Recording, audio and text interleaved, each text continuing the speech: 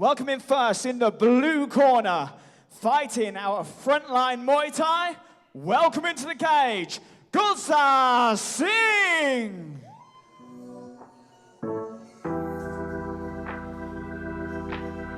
Fighting out of Parisi Gym, welcome into the cage, Sullivan Kana!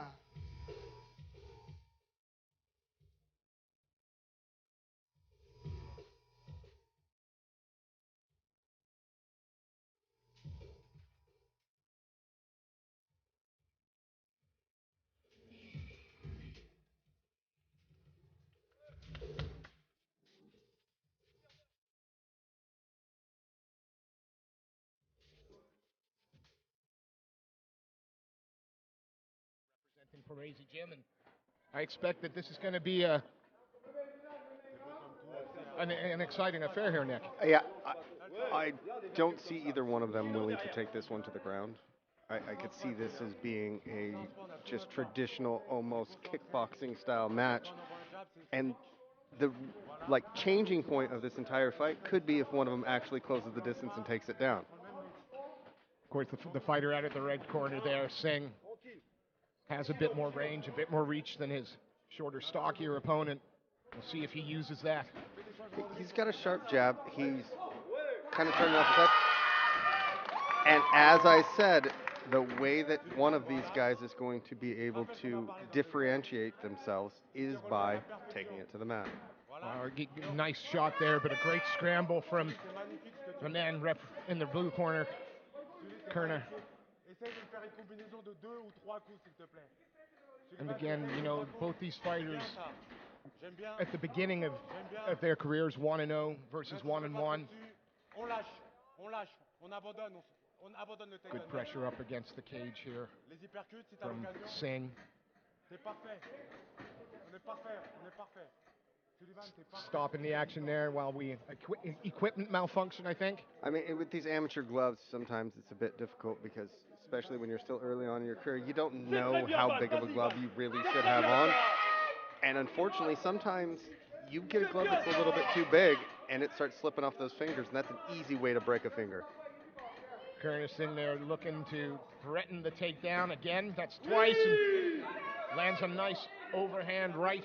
One of the issues, though, is if you notice it, he's telegraphing it. He's putting his arms really wide, and he's taking punches as he's got to do it. If he's going to take that shot, he's going to have to set it up. Kerner circles off the cage. Nice inside leg kick. Oh, a couple of solid strikes landed by both fighters there. It was kind of a tit for tat. A nice, good straight jab there from Kerner. Oh, and a nice little 1-2 combination. Snaps the head back of Singh.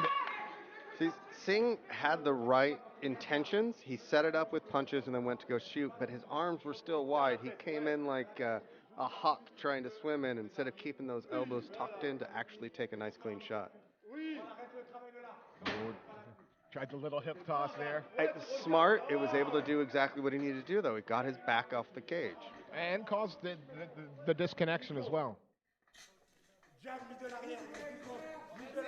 We haven't seen anything truly explosive yet, but we have seen that both these guys are willing to take the fight wherever they need to. Which is good. I really did think with both of their backgrounds it would be a standing kickboxing affair. And they end it exactly how I thought the entire fight would go. It started that way and it finished that way, but you know, the man from the red corner, Singh, you know, that double leg was quick. It was power. Look, but great. He came in, he set it up great, but the biggest thing was Kerner instantly, as soon as his butt hit the mat, he was already getting ready to stand back up. So he was really keen on making sure that I don't want to be underneath him. Now, that could be one of two things. A, he's got a wrestling coach like me that says get the hell up every time you get taken down, or he doesn't want to be on his back because maybe he doesn't have really good bottom count game. Now, I haven't seen it in any of his fights. Now, this is his second fight. Yeah. So for me, I can't really say which one it is, but we're ready for round two. Both guys, to be honest, whatever game plan they had in the first, that's what I would think about doing in the second, because they were both successful. Neither one of them really stood out and took the round, other than Singh getting that takedown, but Kerner got right back up. Yeah, I mean, that's not going to be an easy round for the 3 judges to score, and it's the first round of the night. Yeah. We thought we were going to have a long night. Again, you know, Singh has that range, but it's Kerner that seems to be landing the shots more frequently. Well, it's weird because Singh, he's not stepping up to actually send that jab at range. He's stepping in, so he's losing power. As I say that, he starts to actually try to set up the jab. And then kind of bull rushes his opponent into the cage, looking to try it. Again, that's great work from Kerner, getting his back off turn, not allowing any position to be held there. Now, Singh has to be careful. That's the 4th time in a round and a few seconds that he's gotten caught, because as he's coming away, he's putting his arm down, and that left cross is landed. Yeah, and you can see Kerner starting to raise his confidence. He's throwing punches and bunches and starting to land. And this is exactly what Singh needed to do. Slow the man down, push him up against the cage. And really pay attention to, like, his range. He hasn't fought at his range yet. And the proof is he's not getting off on his punches. He's slow, and he's getting maybe 1 in, but taking 3. And again, he had his man against the cage. He was trying to get the head position, trying to control, but Kerner just does not stay in bad positions. And he's landing that hook left. Oh, now a couple of nice uppercuts. Now he's using it for a bit of dirty boxing as he grabs a hold of the back of the head with a half plum. Okay, that's just raw strength. Yeah, he bullied his man, threw the knee up the middle as well. You just get the sense that perhaps he's starting to feel the ascendancy here. Yeah. Obviously, from a muscle mass perspective, you know he's the stronger of the two, but he's been using his strength effectively to not only get up, but when he needs to spin off the cage, he's using it. And it might be one of those things where every time he puts his back against the cage, he's taking a breather.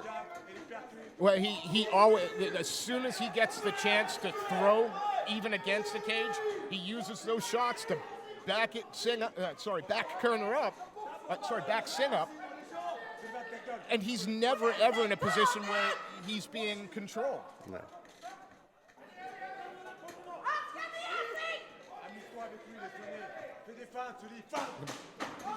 Oh, that was a nice shot, landed a good left hand there by Singh. And now Kerner again, throwing with a bit of it. They're both throwing with a bit of intention now. Starts to get a bit tasty towards the end. Okay, now after the first round, there wasn't much to say. This is the second round. Singh needs to start actually fighting at his range. He's not throwing that long jab. He needs to put his damn right hand up and cover his chin. He's getting hit with that short clip left hook. We look at these replay, you'll probably, right there. It wasn't hard for me to even say it before the replay came because he was able to land it at will again. Yeah. And that's because he's not, keeping that hand right there up on the chin to protect himself. So if you're and again, you're the corner man now for Singh. What are you telling? Are you telling him fight at range, or? I'm telling him, I want you to glue your left hand to your right hand to your damn chin and throw the jab. Just work the jab all around. If I'm Kerner, I'm telling him he's not protecting his chin. Throw that quick left hook and follow it up with like an inside leg kick. Our cage door closes on this, the third and final round of our first fight of the night. Kerner out of the red corner, the black compression shorts, facing Singh. Fighting in the blue corner, didn't get the wardrobe notice in the red shorts. Good inside leg kick there.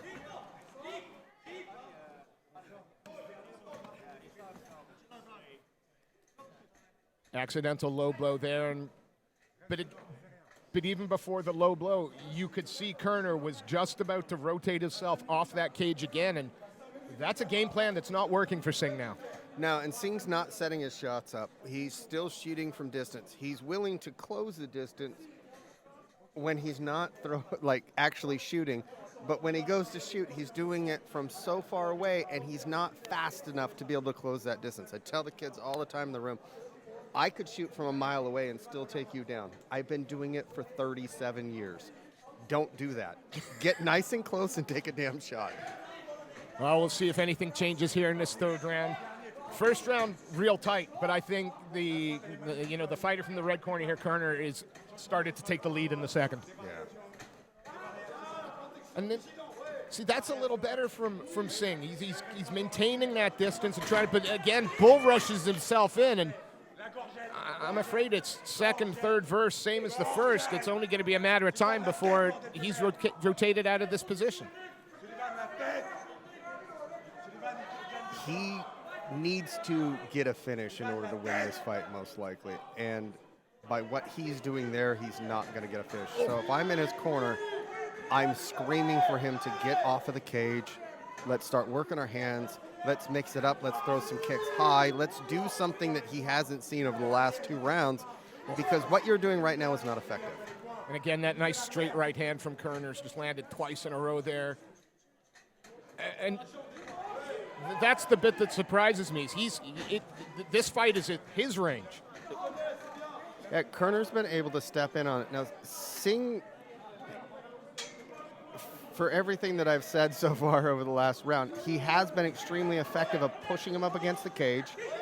Now he's starting to actually get aggressive on the breaks, which I think is necessary, as Kerner does not like that and shoots in to take him down. Yeah. Well, Singh now back to the cage. You think Kerner's going to try and pull those hips out?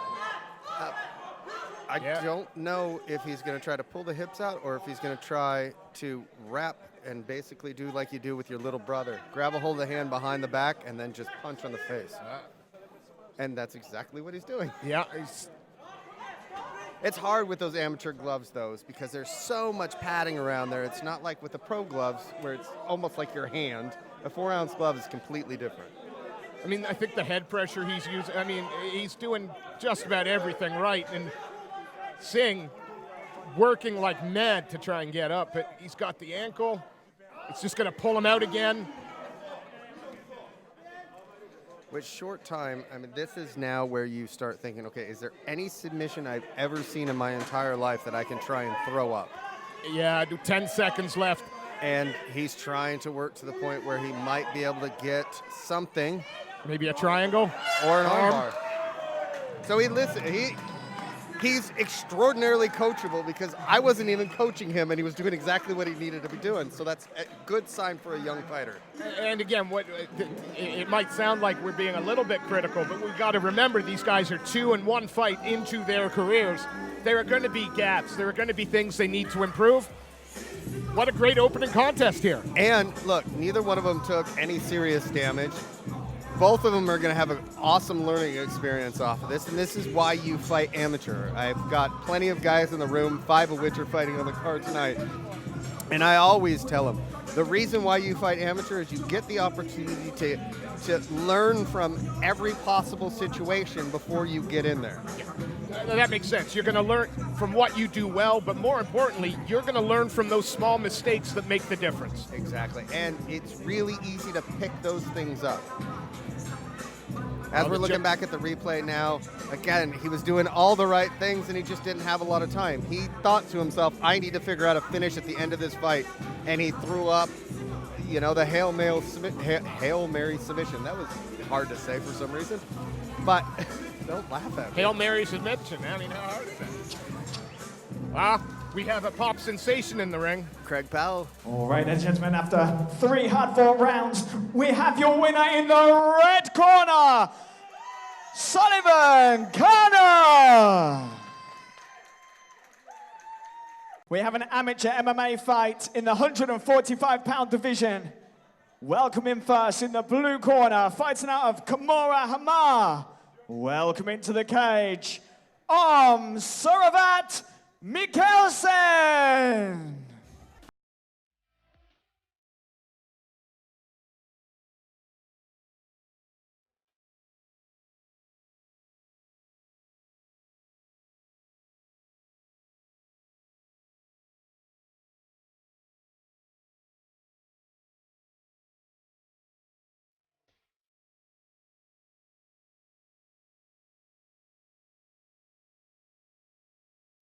Welcome his opponent in the red corner, fighting out of Salzburg, G. Welcome into the cage, Carter and Tomswood.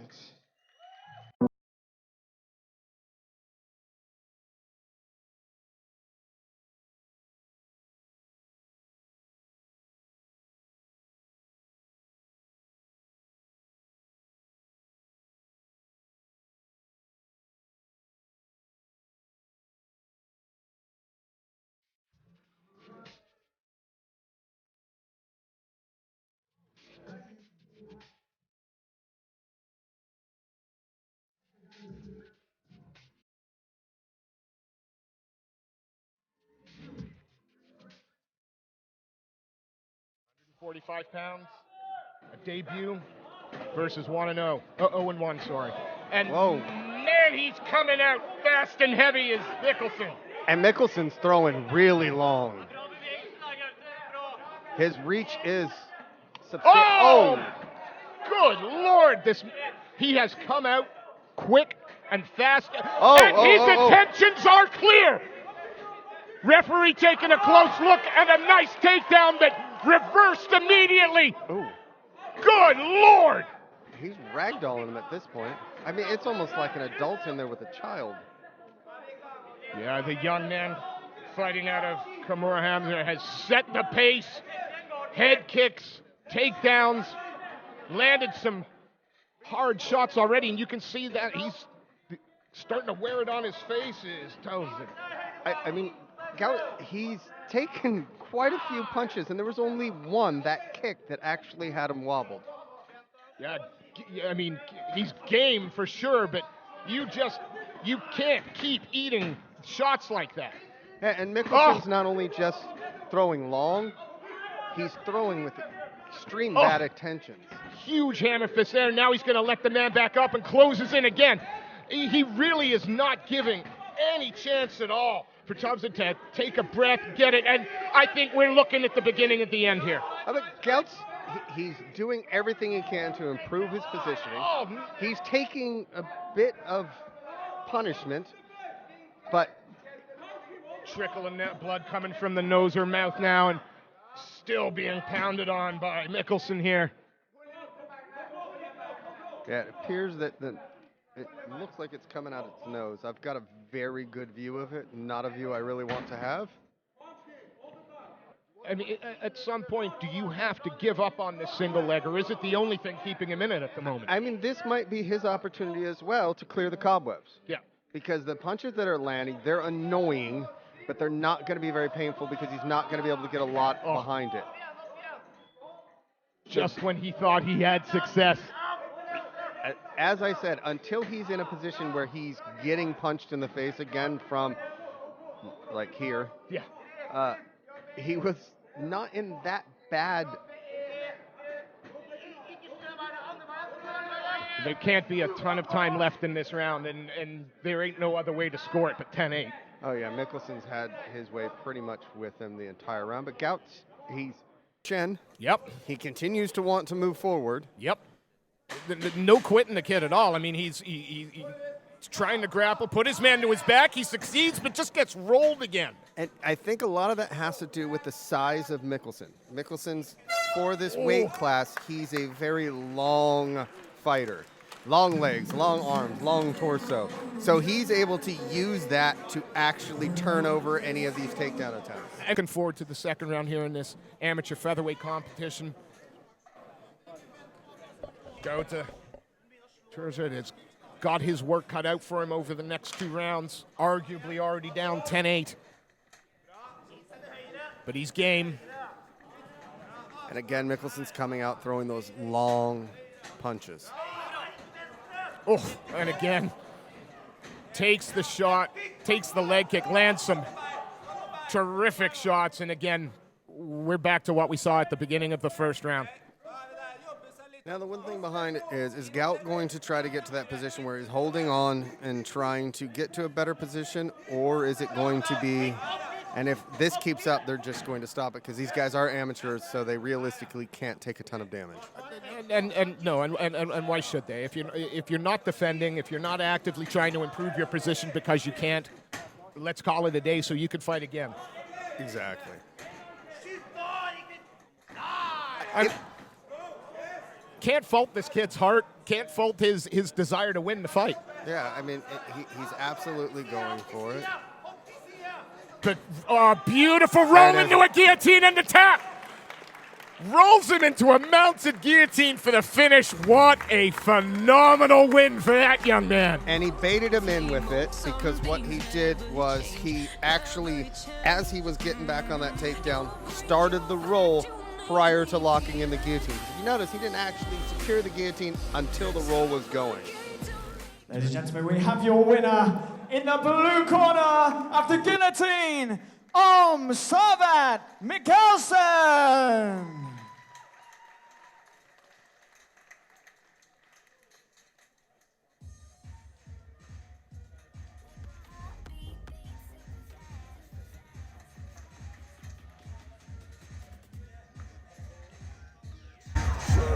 Ja, da står jeg her med Savat Mikkelsen. Gratulerer så mye med seier.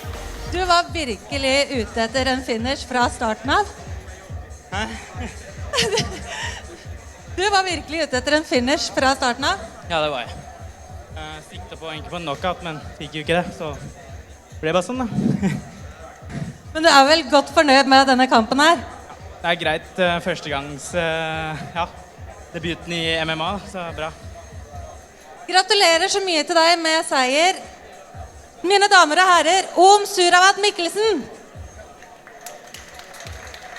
All right, ladies and gentlemen, your next bout this evening is an amateur MMA fight in the 155-pound division.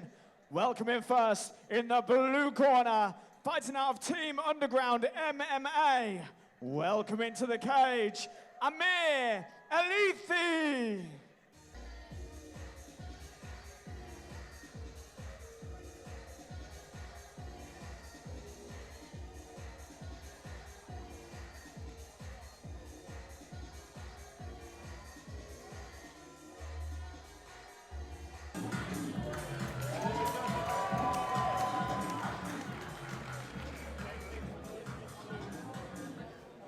And welcoming his opponent, fighting out the red corner from Hoforce MMA, Mosa Hala.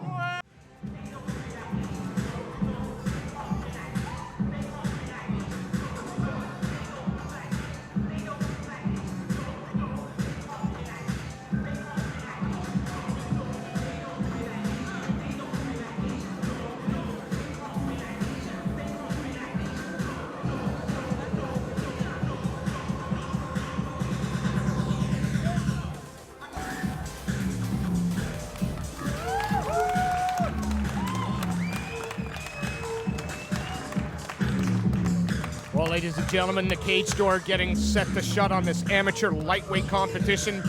About to start the action. Here we go. Lightweight action now. These are some big lightweights. Huge. Amir Alithi looks like he could comfortably be a welterweight. Oh, easy. This, ooh, nasty outside leg kick. It looks straight away like it's Alithi that's trying to set the tone of this fight. One of the things is Alithi's got that like traditional karate stance, the wide legs. And it's great for like kicks. And apparently for takedowns too. Well, we've now got Welsa Hallam back to the cage, working to try and stand. One of the things is he's stuck over in the opponent's corner, and the opponent can literally just listen to his coach tell him, okay, this is what I want you to do. All right, there you go. Grab a hold of him by the waist. Let's suck him back. Real heavy pressure with your shoulder. Heavy pressure with your shoulder. Now let's get him to where he can't use the cage to stand. Beautiful step over into the guard. It's almost like you know what you're talking about, Mr. Albert. I know, it's amazing. I mean, he trying to pin that arm down as well. Yeah, it makes it tough, though. When you're trying to run a high mount like that, some guys, even with the cage right there, if you're really good at bridging, you can hip over and actually kick guys off. So he's smart, though. He's staying nice and tight. He's not giving himself any position to where he would get tossed like there. He went back to the base when he knew I was not in control anymore. Now he's going to look to posture up as his corner screams at him, posture up, and let's rain down the points. I mean, Hallam on the bottom is surviving at the moment. He's not allowed any posture. He's not allowed any big shots to come in, but with full mount, and he tries to roll the, and that's exactly what you're supposed to do. I tell the guys all the time, there's no reason for you to sit and mount. There's no, whoa, that was some strength. That was huge strength. I was kind of thinking, are we going to get an Arona Rampage powerbomb there? But no. No, if he was smart, he went like this, went, no, feet are off the ground. I'm going, no, I'm sitting. There you go. And now we have a complete reversal of positions and fortune. Now, if you were looking at the fight 20 seconds ago, you were thinking, okay, this is an easy round one victory. He's going to sit there and sit on top. And then Hallam's been able to literally reverse the position, go right to mount, and mirror what happened to him in the first part of this. I mean, it was like he was threading the needle. He just pulled those legs out into the mountain. Exactly the same position. And Alithi's doing exactly what he had done to him, which is clamp down, let's lock down on that head. I don't want to take any damage. Survive till the end of the round. This has certainly been, 3 minutes, but two very different fights. And the thing is, this is the hard one when you look at it from a judge's perspective, because this is the quintessential 10-10 round. Here we go, round two. Two huge lightweights in front of us. Amir Alithi, 1-0 in the Punch Town black trunks trimmed with red. And he takes on Masa Hallam in the black compression shorts. And we'll get a little bit of a timeout here for Masa. Do you feel that the fighters almost feel pressure to get back in there as opposed to, I do. I think what ends up happening is these guys feel that there's a necessity for them to keep things moving, whereas the importance behind it is making sure that you feel 100% ready to continue. Well, both ready to continue, and Masa Hallam there with a attempted head kick. Being backed slowly up to the cage, though, and in on the takedown attempt is Amir Alithi. Hands are locked, change to that double. He's, again, in his corner, able to listen to his team tell him. He just looked up at his team. So he's listening to everything that's being said to him. His corner's not having to scream across the cage or anything like that. He's just able to listen. Now, unlike the first time that we saw this in the first round, Hallam was able to get back to full guard to have a little bit more control and not as much fear of an easy posture up and a ground and pound finish. You can see he's got one butterfly in there looking to control that, the hip on the right side. And he's got the right arm trap of Atifi, and that's something that you can use for the sweep as well, because you can pull that shoulder down, and if you're able to lift your hips and elevate at the same time, you can actually get that sweep, and it's really effective for like gi and no gi grappling. In MMA, open yourself up to getting elbowed in the face. In the amateur level, punched in the face, but on the pro level, unless you've got a really good lockdown, you can get elbowed to. I mean, he did some great work off his back to sort of get back to the full guard. He's trying to use those butterflies. Now he's looking to try to wall walk. He's doing everything right. For somebody that's making his debut, he's showing really good fight IQ. Yeah, again, he's not being able to, he's not doing anything other than defending at the moment, but he's defending well, and he's constantly looking to improve position. And here we go, he stands back up. And now bullies his man up against the cage.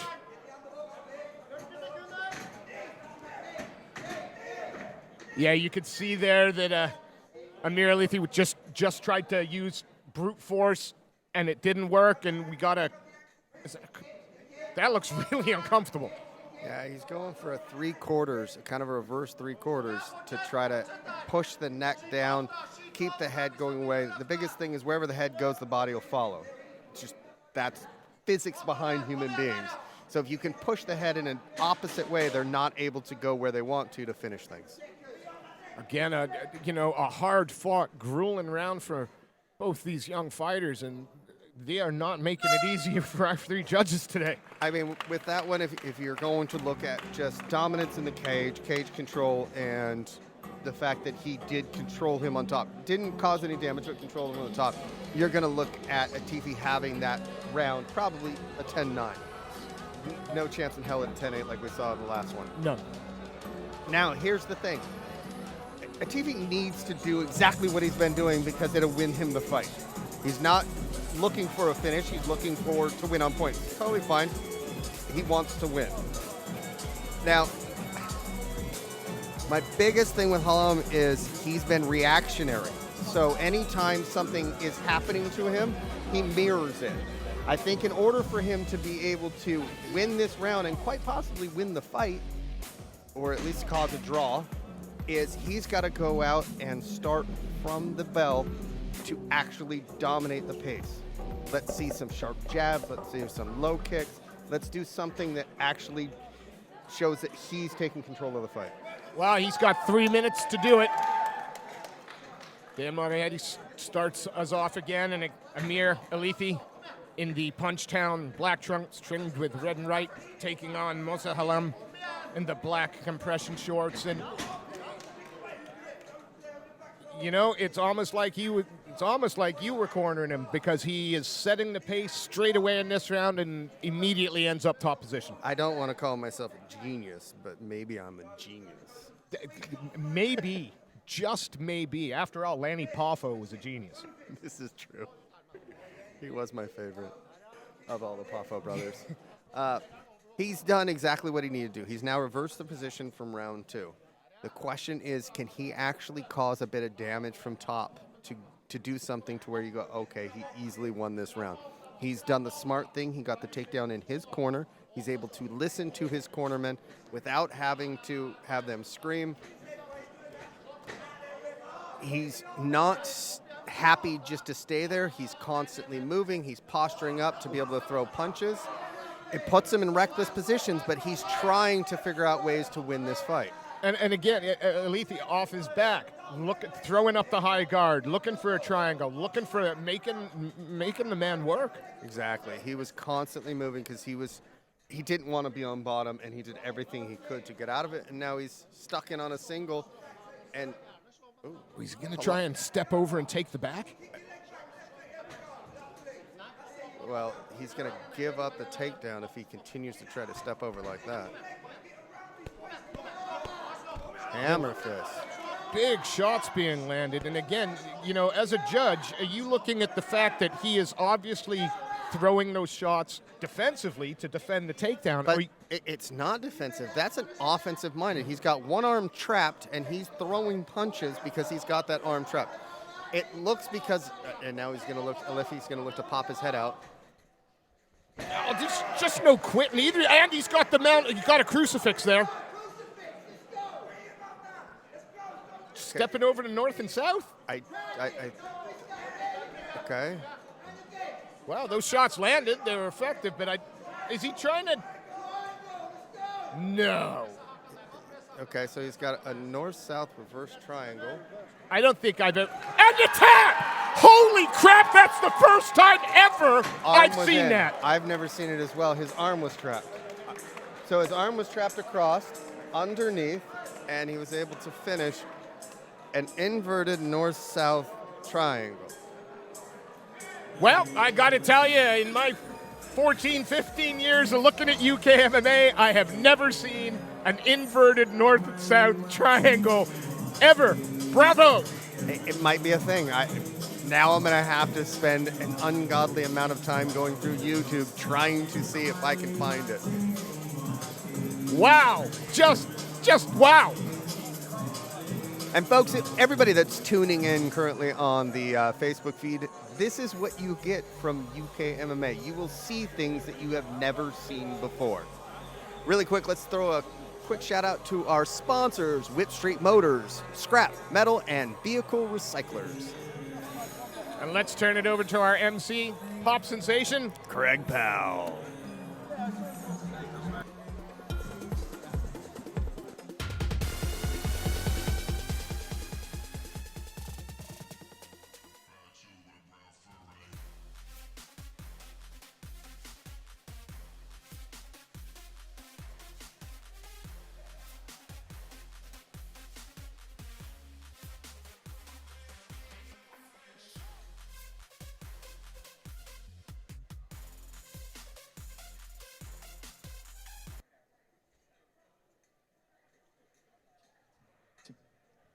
Ladies and gentlemen, we have your winner due to inverted triangle in the blue corner, Amir Elitfi.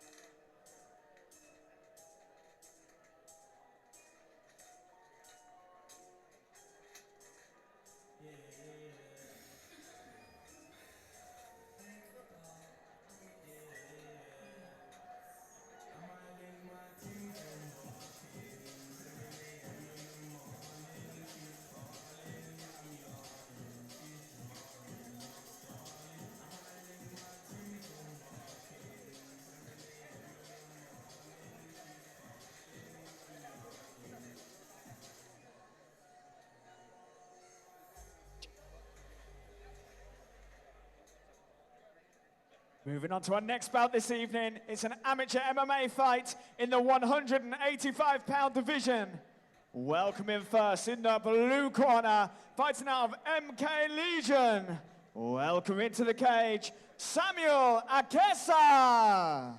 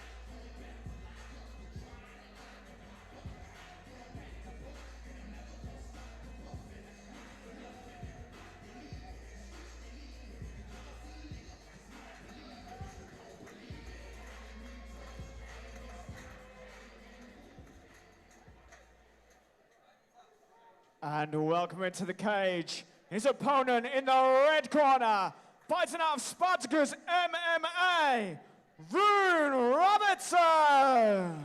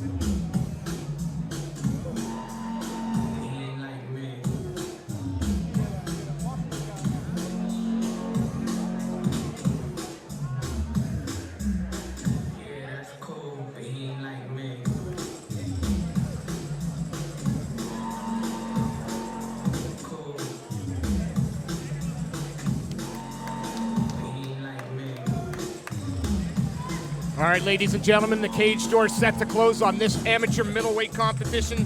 Samuel Akesa fighting out of the blue corner, representing MK Legion in the white and black Venom trunks, taking on Rune Robertson, fighting out of the red corner, the black shorts, representing Spartacus. We've got a 3-1 record in the red corner versus a 2-1 record in the blue, so amateurs with a little bit of experience, Nick. Yeah. Rune's uses his reach pretty well. This is, I think, one of the first times that somebody he's matching up with that actually has that same reach. So it should be interesting to see how he's able to combat it. I mean, Rune straight in on the body lock, secures the takedown, and Akasa now back to cage. Starting to be smothered a little bit. He's got that full guard, but Rune's smart. He's going on that 2-on-1 and trying to lock that hand behind the back to be able to control it. Samuel was able to just get his hands back there, now clamp down and be able to try and stop any damage coming from the top. Rune trying to get some... Oh, no! Okay, that was an up kick on a grounded opponent. I truly believe it was completely on accident because he didn't realize what he was doing, and the referee did not stop it as Rune continued, and now he's into mount. But and solid. I got to tell you, it doesn't look like Akasa has got much answer to this. He's got to keep bucking. He's got to pull his man down. Ooh. Oh, a solid shot lands there, and another. Akasa looking to cover up. He's got to close that distance. He's got to pull his man down. Now, Rune is nice and tight. He's riding high, and he's throwing long, straight punches. And Samuel's able to move and stay alive for a little while. But Rune will not let him go free, and back to mount. I mean, side control, slips over straight in the mount. You can see Akasa trying to buck his hips. But again, Rune just staying relentless. There it's it. The referee's seen enough. And holy moly. That young man was not going to be denied today. He closed the distance. When he closed the distance, he got the takedown. And once the takedown occurred, as we're looking now, he got into this mount position and was raining down punches. And what you guys can't see at home is that was literally right in front of us. So every one of those punches that land, I heard glove hitting skin. I mean, he landed some big shots there. And for anybody watching at home, again, these are amateur fighters. So number one job for a referee inside that cage is fighter protection and fighter safety. So there might be some people that said, oh, you know, he's still moving and he was taking too much damage. No, he took enough punches as an amateur. And we have your winner by TKO in the red corner, Rune Robertson. Still pretty good.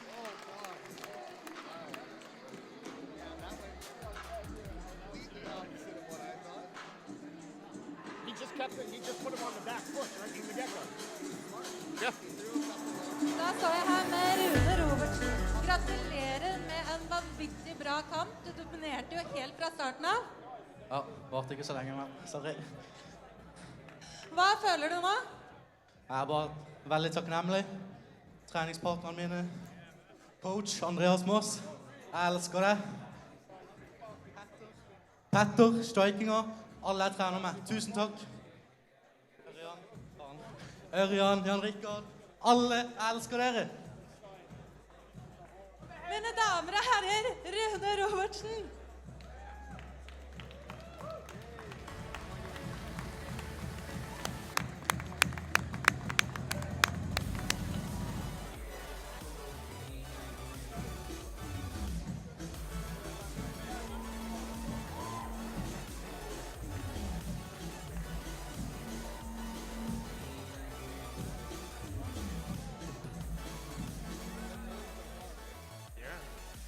All right, moving on to our next bout this evening, an amateur MMA fight in the 205-pound division. Welcome into the blue corner, fighting from frontline Muay Thai. Welcome into the cage, Marcus Hay.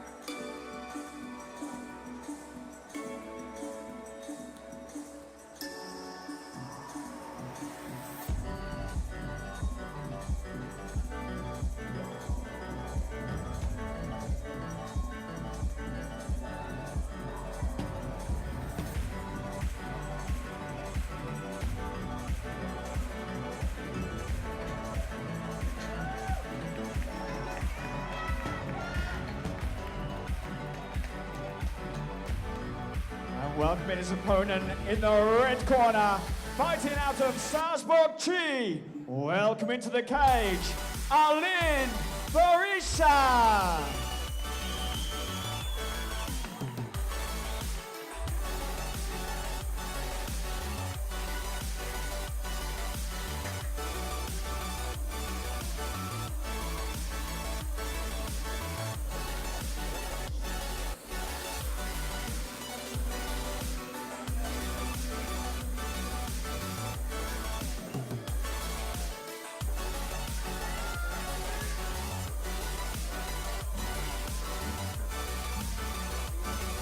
It might be.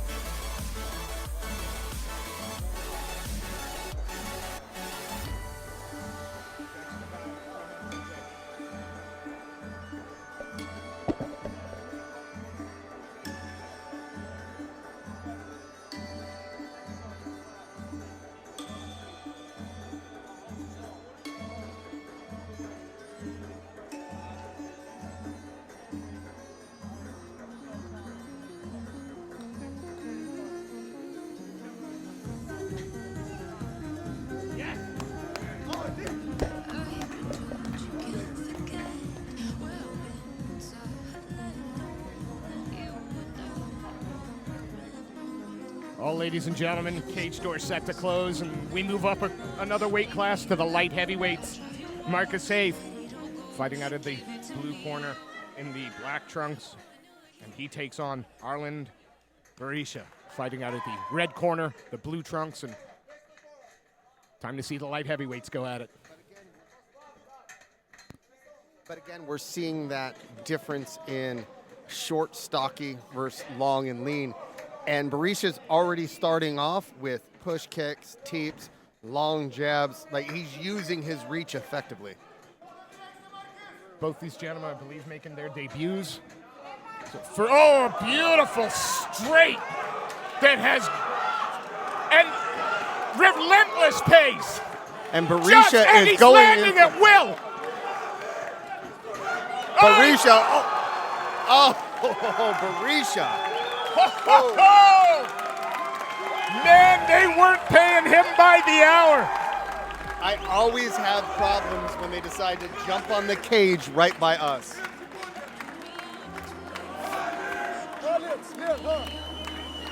Clinical, a little bit chaotic, but didn't give his opponent any chance to breathe. Yeah, once Berisha started landing, he just continued on. It was punches and bunches. He just kept going forward and landing at will. And hats off to Hay, because he was able to survive some pretty gnarly punches before he finally had to succumb. There was a little bit of the Tasmanian devil about the technique. Not all those punches were crisp, but they all landed. And that's just it. Is sometimes when you get into a fury like that, as we're looking back now at the replay, it's just straight punches landed in the face. Your winner by TKO in the red corner, Arlen Berisha. So Arlen Berisha there makes quick work of Marcus Hay. I'm just going to give a quick shout out to some of the sponsors this evening. Whip Street Motors, Scrap Metal Vehicle Repairs. Of course, we can't forget Riva Pizza. My whole reason for being here.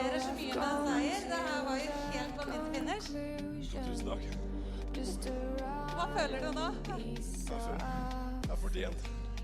Jeg jobber hardt for det. For det er helt klart, det her var vel fortjent seier. Mine damer og herrer, Arlen Berisha.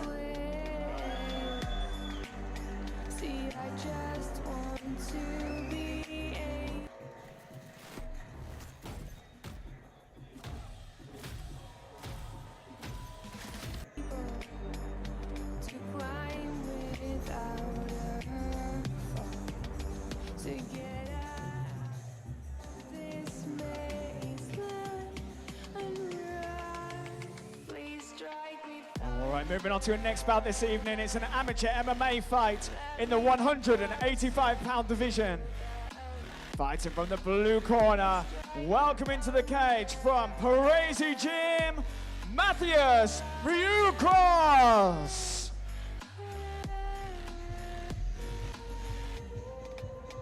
So I've come to that conclusion. I'm just one man.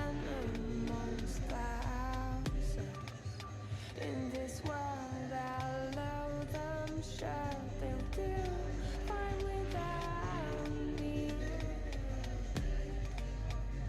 The chemicals in my head don't work as yours. 'Cause every piece of road is a little bit of happiness.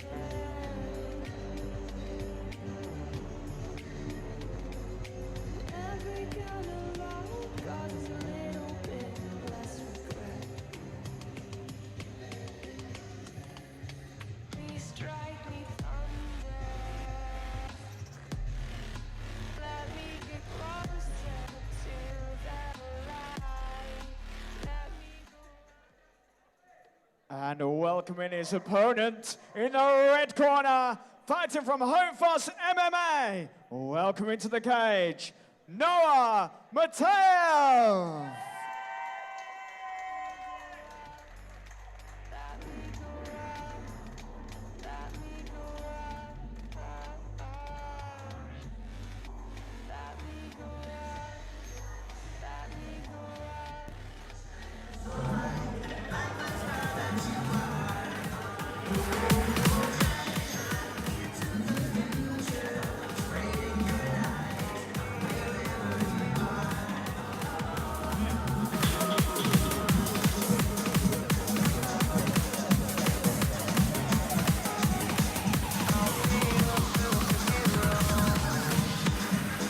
I never wanna hold you back. I wanna give you every chance to make it, to make it. I'm afraid if our love collides, you'll leave me alone tonight. 'Cause I'm changing and I'm breaking. Is this over? I'm scared to ask these questions 'cause I know. Well, ladies and gentlemen, cage door set to close on this amateur middleweight competition. Mateus Rucross, representing Parisi Gym, fighting out of the blue corner in the white compression Under Armour shorts, as he takes on Noah Mitiev, representing Honfos MMA, in the black tatami trunks. And here we go, 2 middleweights, Nick. Yeah, size-wise, again, it seems like we have, little and stocked, long and lean. Looks like that's becoming the pattern of the evening at the moment. It'll be just really interesting because we saw in the last fight that the fighter that was actually long and lean used it effectively. Let's see how it turns out for Molotov. Rucross, the one pushing forward at the moment. And there's a bit of that feeling out because Rucross is really trying to understand what his range is. So he's throwing out a few punches, trying to see, okay, how far in do I have to be? Because he realizes, okay, I've got a reach disadvantage. Oh, good takedown D there. Tried to use the wizard to throw, but didn't happen. But a lovely little hip toss that drops his. And he's under. Is he under the? Is he under there? We got it. No, slips out. Thought perhaps we had a standing guillotine there. Was getting excited. I know. I was almost having to hold you down. You started to get up out of the chair. I again. wanted to see it better. I keep forgetting I got a screen right in front of me. So pace slowed a little bit again. Mitiev looking for those throws all the time. He's done. Done. Ow, ow, ow, ow, ow, ow, ow, ow. What did he land on there? Yeah, his shoulder. Wow, that was a brutal toss. Verbal submission there. The very first time I ever dislocated my shoulder when I was young was a kid threw me, and I did the same thing with the block, and it just popped out. So every time I see something like that, I have horrible flashback nightmares. To the point where I don't even really want to look at it right now. No, I'm looking at you and not him. Good to know we got the medical team in to look after the fighter. And I mean, it was a nice wizard hip throw. He was up in nice and tight and was able to throw it correctly.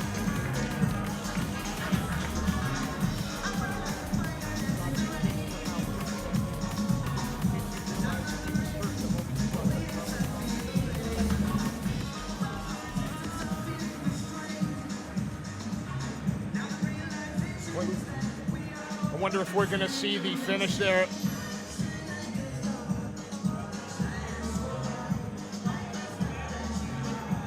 I know there's no such thing as a fluke in fighting. Was that just an unfortunate landing, or? It was. It's one of those things as well as instant reaction when you're getting thrown in that hip toss is to block. And he blocked with his elbow, but his elbow slid, and when his elbow Ladies and slid... gentlemen, we have your winner due to referee stoppage in the red corner, Noah Mateo.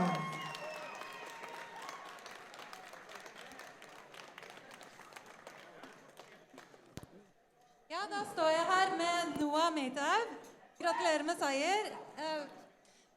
Gikk det opp for deg at han var skadet når du fikk han ned? Nei, jeg hørte han bare skreik når jeg kastet det judokastet. Så bare, ja, stoppet jeg.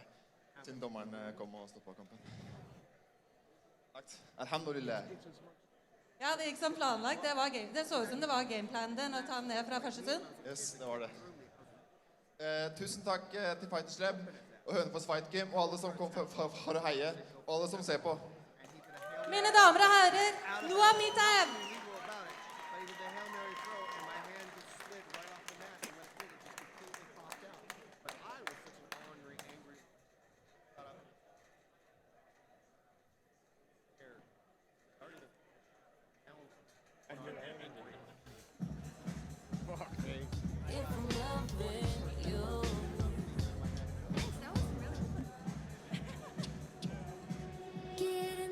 Okay, ladies and gentlemen, moving on to our next bout this evening. This is an amateur MMA fight in the 155-pound division.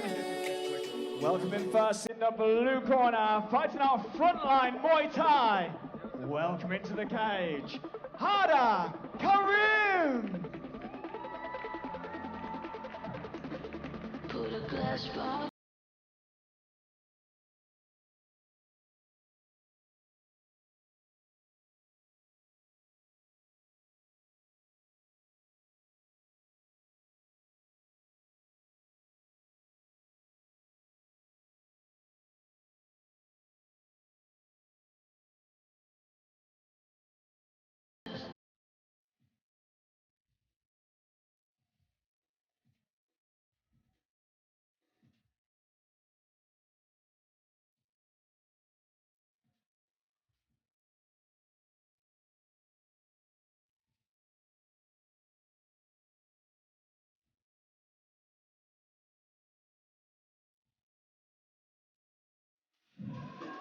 Want to send a shout out real quick to our sponsors, Pete. And welcoming his opponent, fighting out the red corner, fighting out BKK Fighters.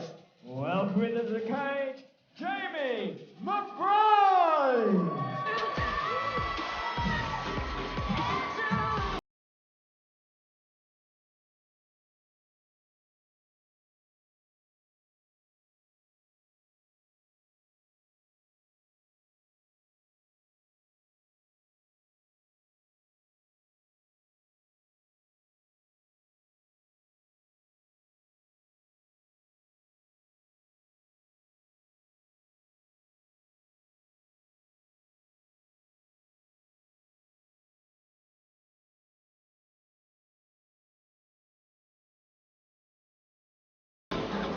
Hey guys, this is Andre once again from Trap Nation.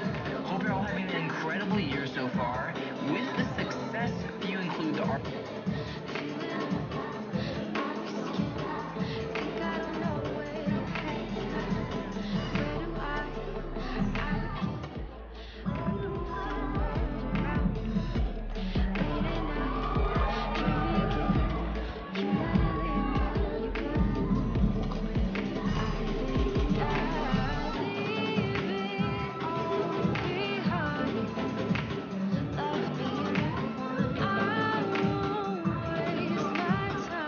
Ladies and gentlemen, cage door getting set to close here. We have Carter Karim representing Frontline Muay Thai, fighting out of the blue corner, the gray shorts, as he takes on BKK's very own Jamie McBride, the hometown fighter in the black armor shorts. And first chance we have to see some of the BKK team here tonight. Yeah, it should be interesting. Jamie's got some decent striking, but Harim's coming out on fire.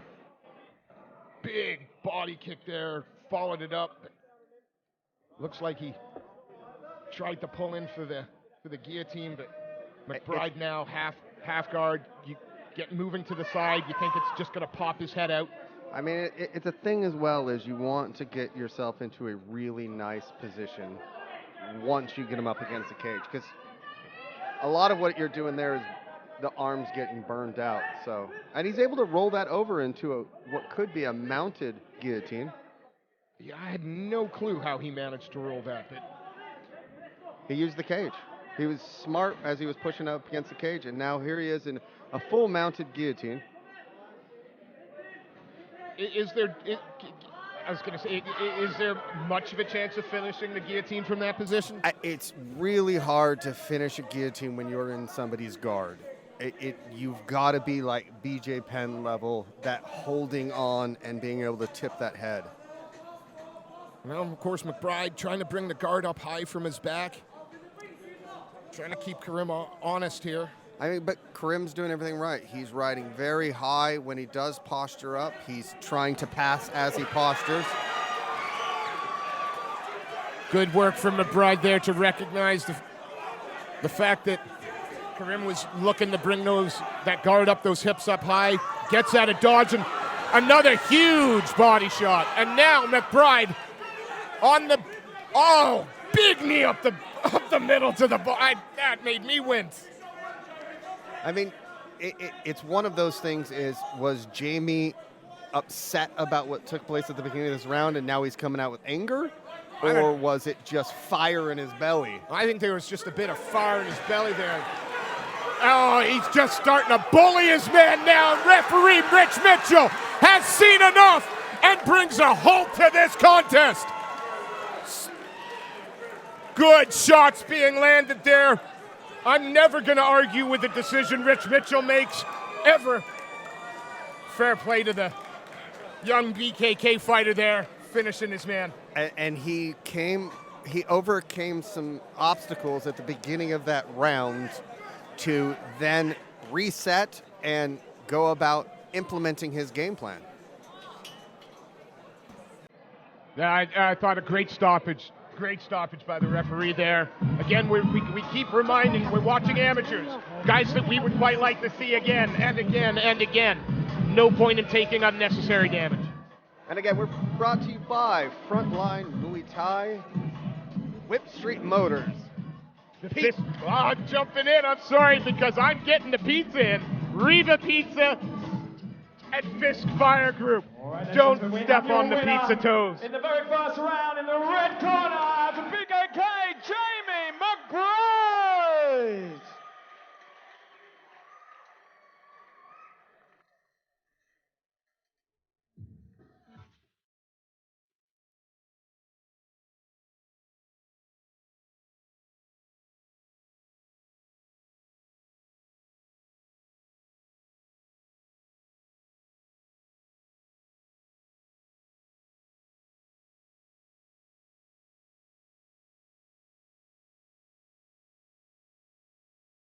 Moving on to our next bout this evening is an amateur MMA bout in the 135-pound division. Welcoming first in the blue corner, fighting out of Expert Scavenger. Welcoming to the cage at only 17 years old, Jesper Nevland.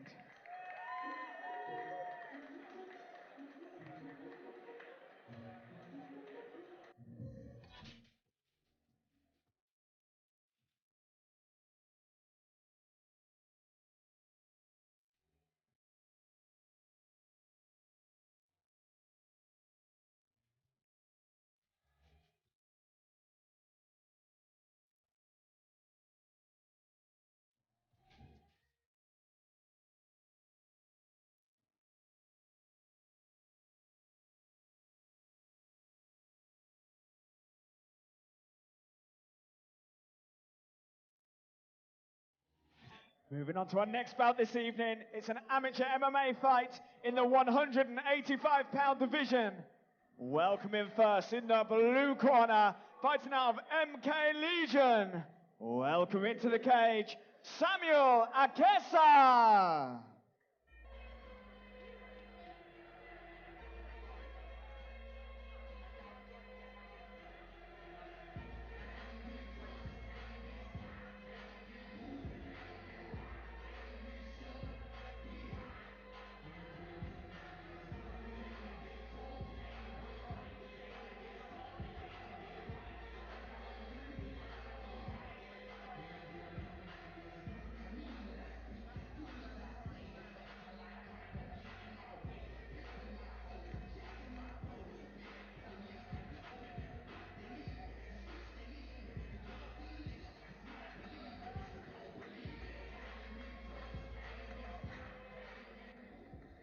His opponent in the red corner, fighting out of Spartacus MMA, Rune Robertson.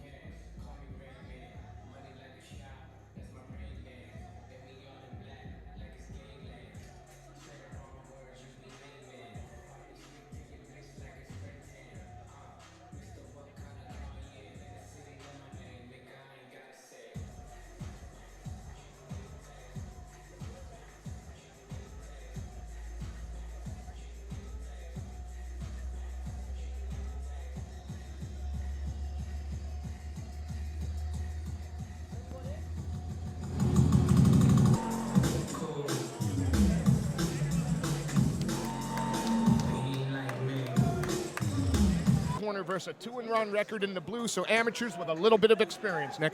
Yeah. Runes uses his reach pretty well. This is, I think, one of the first times that somebody he's matching up with that actually has that same reach, so it should be interesting to see how he's able to combat it. I mean, Rune straight in on the body lock, secures the takedown, and Akasa now back to cage. Starting to be smothered a little bit. He's got that full guard, but Rune's smart. He's going on that 2-on-1 and trying to lock that hand behind the back to be able to control it. Samuel was able to just get his hands back there, now clamp down and be able to try and stop any damage coming from the top. Rune trying to get some... Oh, no! Okay, that was an up kick on a grounded opponent. I truly believe it was completely on accident because he didn't realize what he was doing, and the referee did not stop it as Rune continued, and now he's into mount. But and solid. I got to tell you, it doesn't look like Akasa has got much answer to this. He's got to keep bucking. He's got to pull his man down. Ooh. Oh, a solid shot lands there, and another. Akasa looking to cover up. He's got to close that distance. He's got to pull his man down. Now, Rune is nice and tight. He's riding high, and he's throwing long, straight punches. And Samuel's able to move and stay alive for a little while.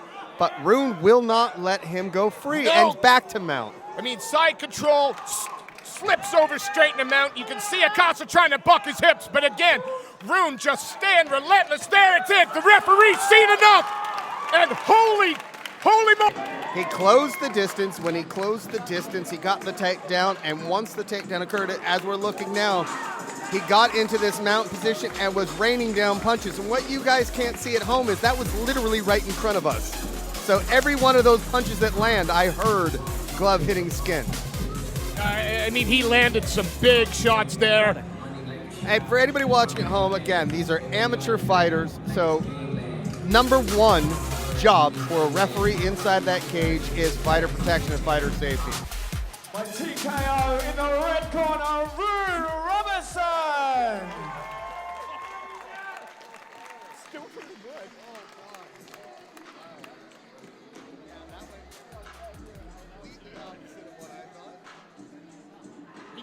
He just put him on the back foot right from the get-go. Yeah. Da står jeg her med Rune Robertsen. Gratulerer med en vanvittig bra kamp. Du dominerte jo helt fra starten av. Ja, varte ikke så lenge, men sorry. Hva føler du nå? Jeg er bare veldig takknemlig.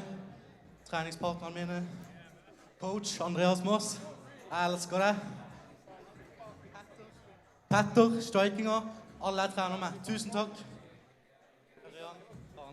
Ørjan, Jan Rikard, alle elsker dere. Mine damer og herrer, Rune Robertsen. Welcome into the cage, Marcus Hay.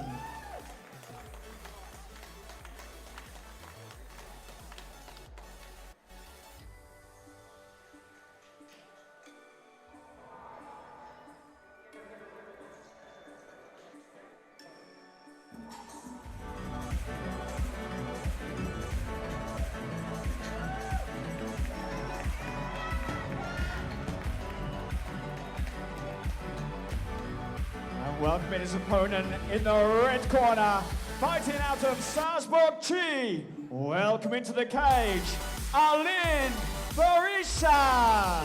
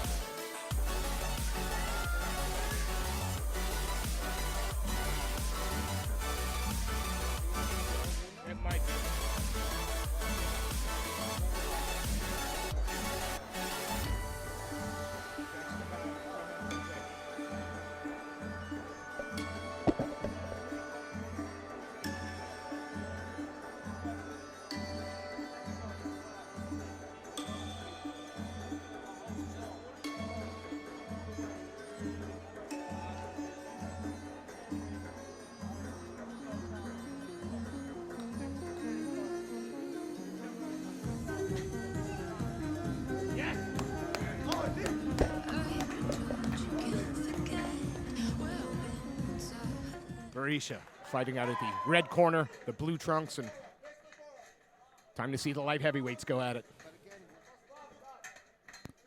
But again, we're seeing that difference in short, stocky versus long and lean. And Berisha's already starting off with push kicks, teeps, long jabs. Like, he's using his reach effectively. Both these gentlemen, I believe, making their debuts. So a beautiful straight that has an relentless pace.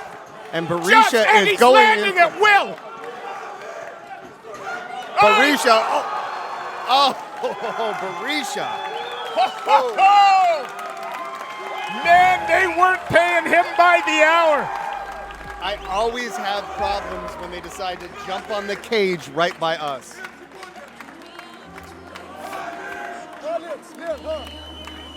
Clinical, a little bit chaotic, but didn't give his opponent any chance to breathe. Yeah, once Berisha started landing, he just continued on. It was punches and bunches. He just kept going forward and landing at will. And hats off to Hay, because he was able to survive some pretty gnarly punches before he finally had to succumb. There was a little bit of the Tasmanian devil about the technique. Not all those punches were crisp, but they all landed. And that's just it. Is sometimes when you get into a fury like that, as we're looking back now at the replay, it's just straight punches landed in the face. Your winner by TKO in the red corner, Alin Berisha. So Alin Berisha there makes quick work of Marcus Hay. I'm just going to give a quick shout out to some of the sponsors this evening. Whip Street Motors, Scrap Metal Vehicle Repairs. Of course, we can't forget Riva Pizza. My whole reason for being here.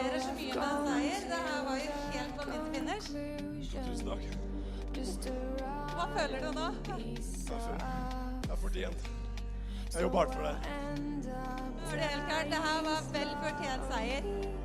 Mine damer og herrer, Alin Berisha. Fighting from the blue corner, welcome into the cage from Parisi Gym, Matthias Ryukross.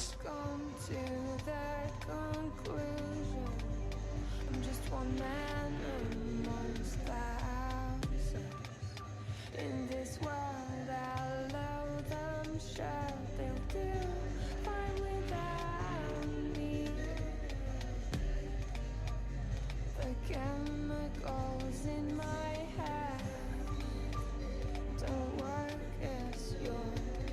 This every piece of road is a little bit happiness.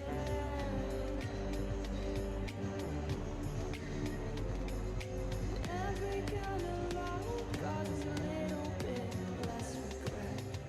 Let me get closer to that light.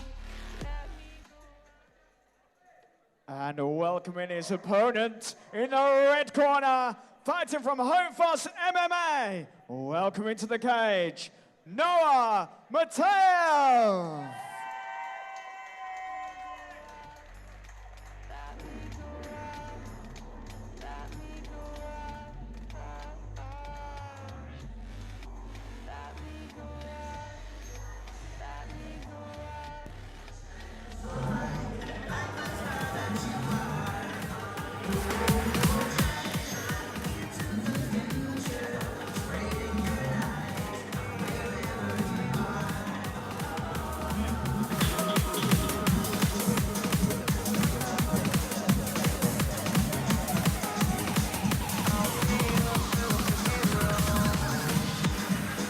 I never wanna hold you back. I wanna give you every chance to make it, to make it. I'm afraid if our love collides, you'll leave me alone tonight. 'Cause I'm changing and I'm breaking.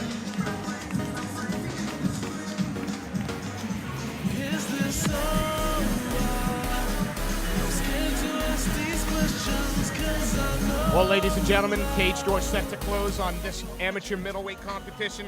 Mateus Rucros, representing Parisi Gym, fighting out of the blue corner in the white compression Under Armour shorts, as he takes on Noah Mitiev, representing Honfos MMA, in the black tatami trunks. And here we go, two middleweights, Nick.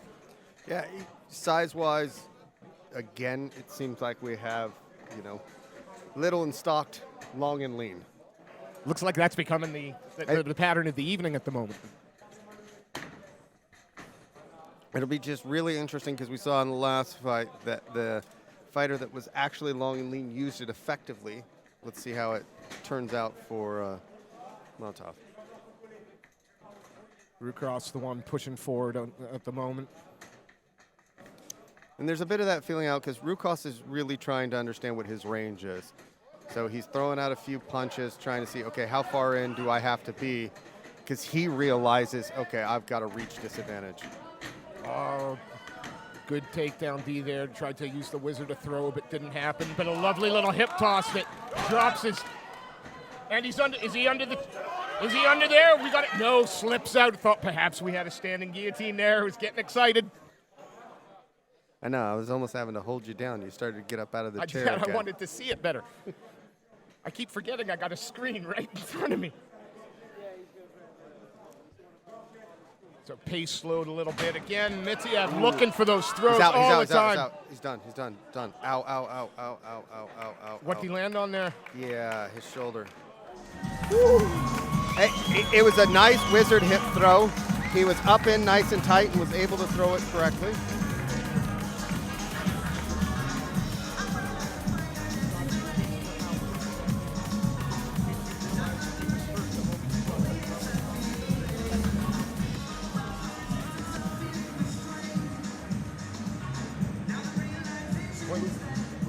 I wonder if we're going to see the finish there.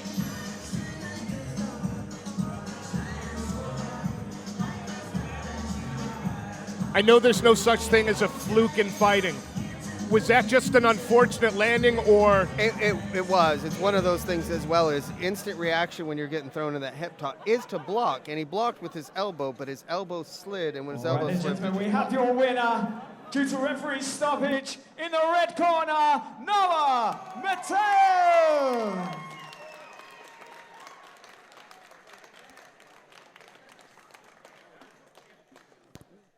Ja, da står jeg her med Noah Mateo.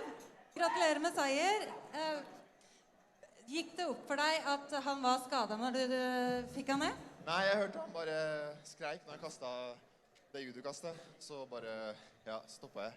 Siden dommeren kom og stoppet kampen. Takk. Alhamdulillah. Ja, det gikk som planlagt. Det så ut som det var gameplanen din å ta han ned fra første stund. Yes, det var det. Tusen takk til Fighters Lab og Hønefoss Fight Game og alle som kom for å heie, og alle som ser på. Mine damer og herrer, Noah Mateo. Welcome in first in the blue corner, fighting our frontline Muay Thai. Welcome into the cage, Hada Karim.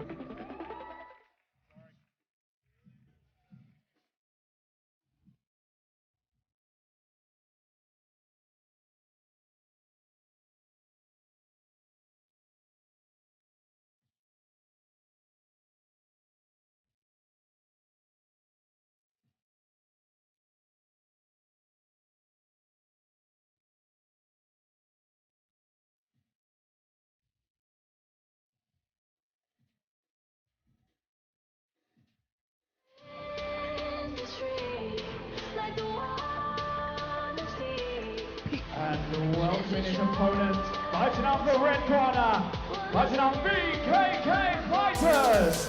Welcome into the cage, Jamie McBride.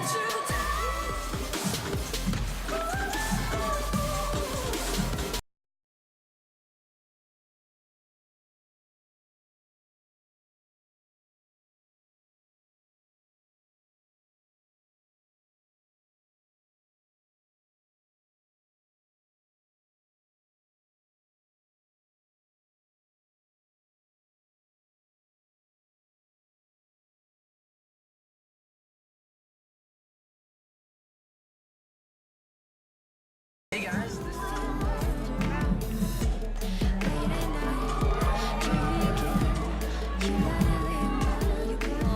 BKK's very own Jamie McBride, the hometown fighter in the black armor shorts. And first chance we have to see some of the BKK team here tonight. Yeah, I mean, should be interesting. Jamie's got some decent striking, but Harim's coming out on fire.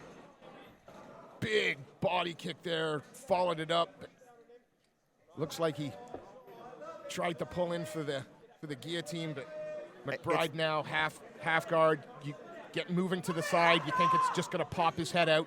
I mean, it's a thing as well as you want to get yourself into a really nice position once you get him up against the cage, because a lot of what you're doing there is the arms getting burned out. So, and he's able to roll that over into what could be a mounted guillotine. Yeah, I had no clue how he managed to roll that, but he used the cage. He was smart as he was pushing up against the cage, and now here he is in a full mounted guillotine. Is there much of a chance of finishing the guillotine from that position? It's really hard to finish a guillotine when you're in somebody's guard. You've got to be like BJ Penn level, that holding on and being able to tip that head. Well, of course, McBride trying to bring the guard up high from his back. Trying to keep Karim honest here. I mean, but Karim's doing everything right. He's riding very high when he does posture up. He's trying to pass as he postures. Good work from McBride there to recognize the fact that Karim was looking to bring that guard up, those hips up high. Gets out of dodge, and another huge body shot. And now McBride on the, big knee up the middle to the body. That made me wince. I mean, it's one of those things was Jamie upset about what took place at the beginning of this round and now he's coming out with anger? Or was it just fire in his belly? I think there was just a bit of fire in his belly there. Oh, he's just starting to bully his man now. Referee Rich Mitchell has seen enough and brings a halt to this contest. Good shots being landed there. I'm never going to argue with the decision Rich Mitchell makes, ever.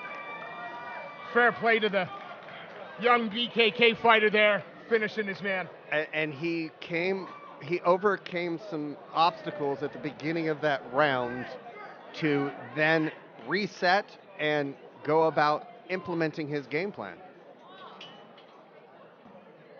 Yeah, I thought a great stoppage. Great stoppage by the referee there. Again, we keep reminding, we're watching amateurs, guys that we would quite like to see again and again and again. No point in taking unnecessary damage. And again, we're brought to you by Frontline Muay Thai, Whip Street Motors. I'm jumping in, I'm sorry, because I'm getting the pizza in. Riva Pizza and Fist Fire Group. Don't step on the pizza toes. In the very first round, in the red corner, the BKK, Jamie McBride.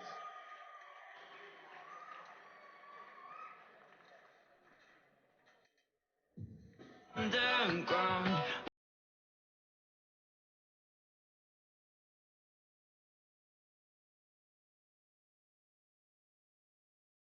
Welcome in first in the blue corner, fighting out Expert Scavenger.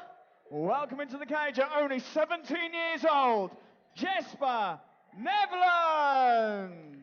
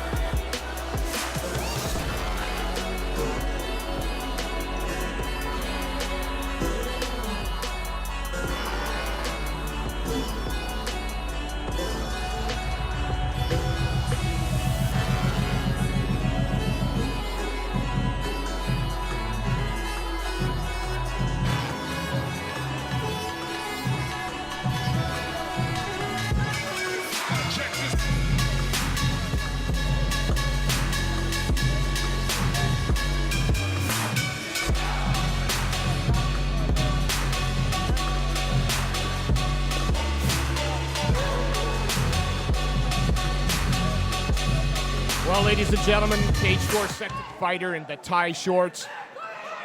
Touch gloves, and this bantamweight competition starts. And once again, we've got stocky and short versus rangy and long. But at least this time it's a different corner.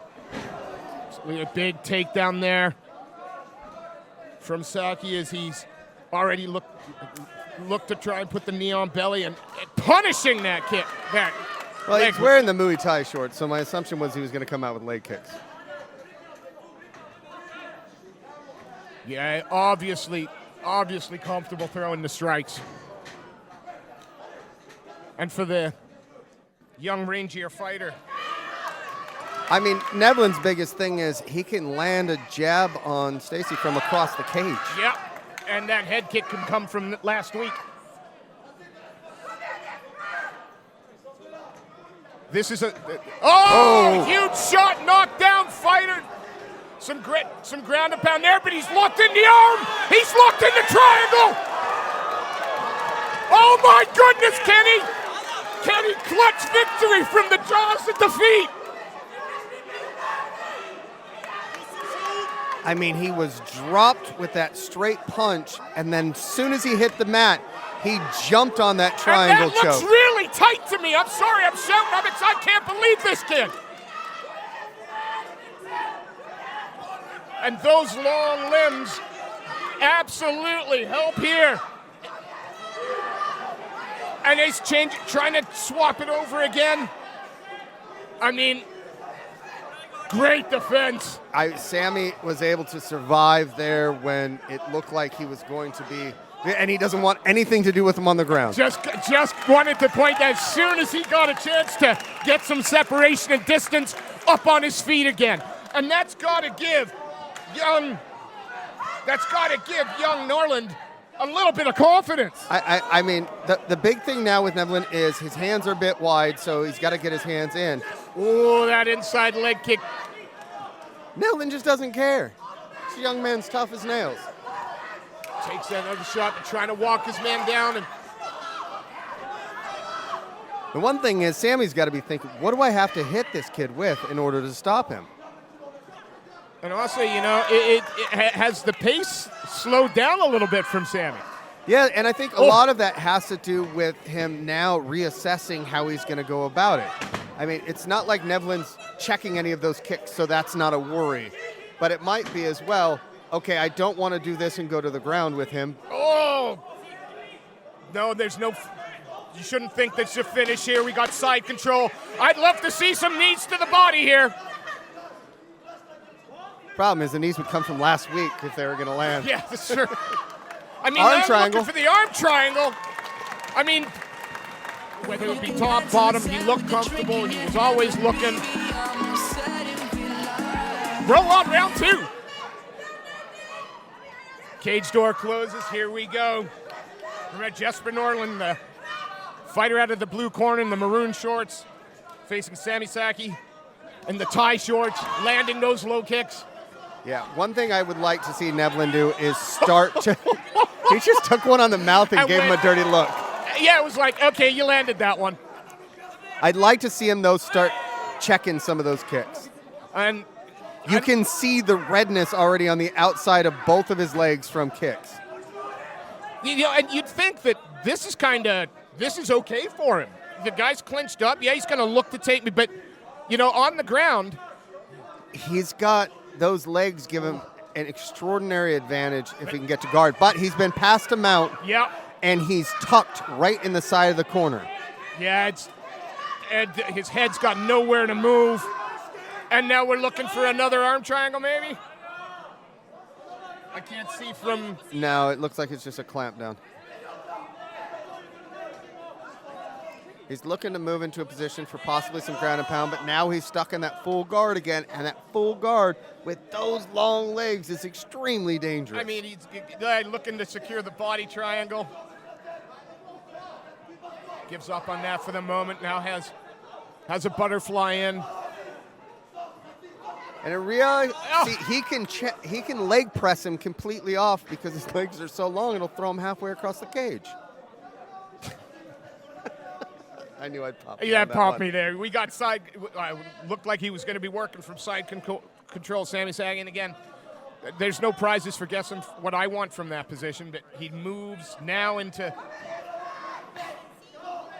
That's not the safest place for him to be, is it? No, even when you're landing. And again, he's continuing to he's leaving his arms and his heads behind, and he's allowing Nevlin to be able to kind of work those legs over to the point where, oh, maybe I can shoot something through here and get, as he's doing right now. And again, gone up high, but pushed off there.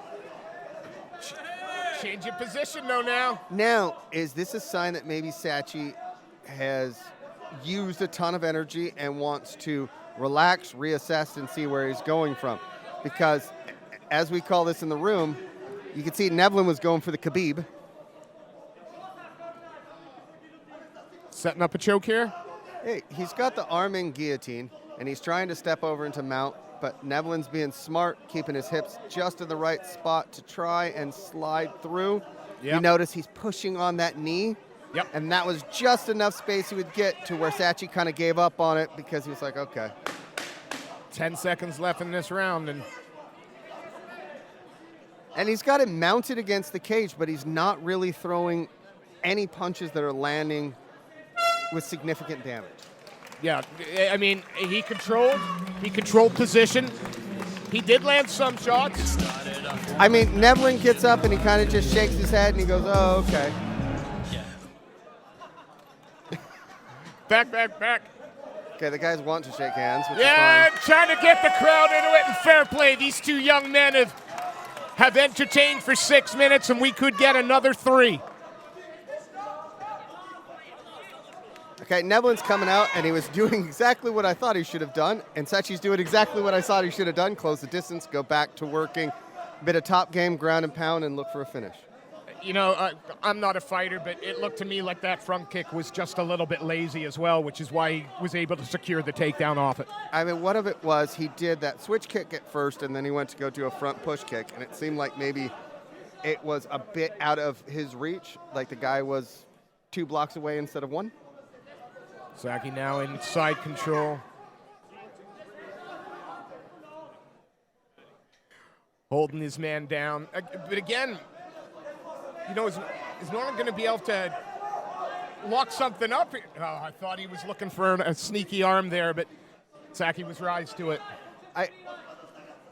The biggest right there is where you have that issue, is you're going to get possibly caught either the arm, leaving your arm behind, or leaving your head inside, because he continues to bring his head back inside with, ooh, nice straight punches going down. Yeah, looking to try and use that shoulder lock to turn him, but Saki now comfortably on top and backs it up.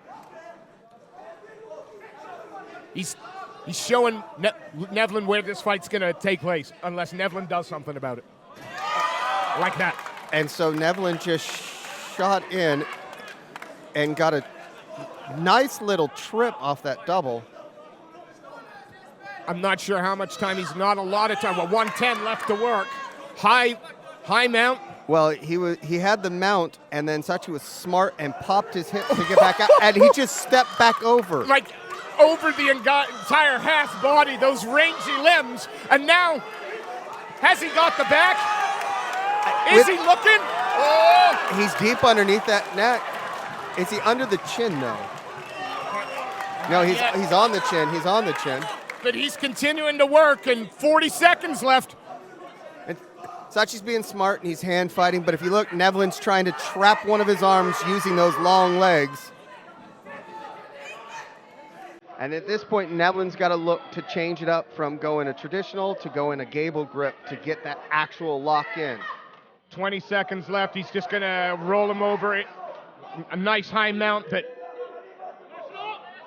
almost a stalemate position here. Yeah, Sachi's able to kind of go out the back door because Nevlin is so long, it makes it so difficult for him to hold. And now he's gotten kind of like a reversal. And then, ladies and gentlemen, we have your winner by unanimous decision in the red corner, Sami Zayn.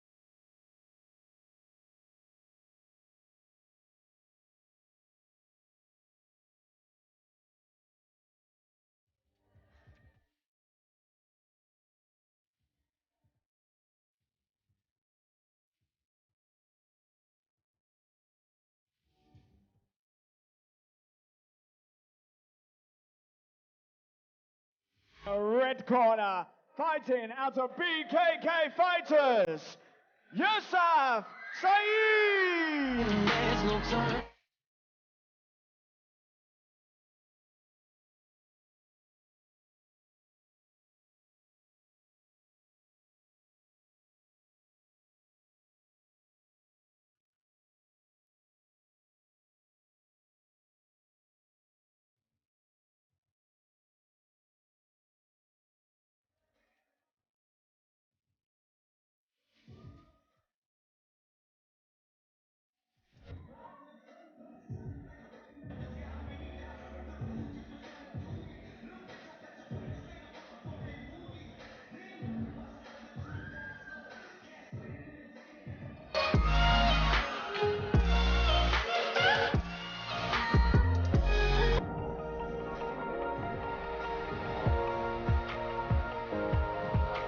Rich Mitchell, our referee, and the cage door closes on this amateur middleweight competition.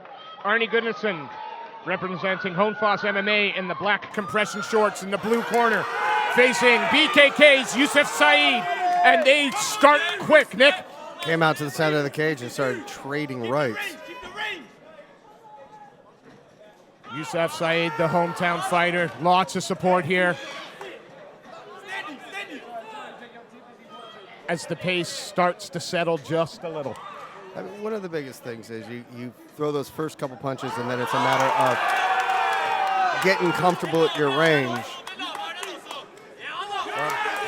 Goodnerson at the moment, the more successful at finding that range. And he's controlling the center of the cage, so Saeed's having to circle out as he's getting backed up. Low kick checked and then a body kick thrown by Saeed. And that just shot up. A turnover, it's just the tip of the toes and the flat of the foot, so it's not like damaging, it's more just annoying. Oh! Well, it looks like every time he gets tagged, it looks like Yusuf Saeed wants to engage in a bit of a firefight. Biggest issue behind it, though, is if you look, he's giving up 3 to take 1. So he's really got to move forward as he's throwing those punches and throw them in combinations. Caught that high kick, tried to respond, but Arnie Goodison quickly pulls the leg back. And Gudnison's working that jab, and he's trying to set everything up off of the jab.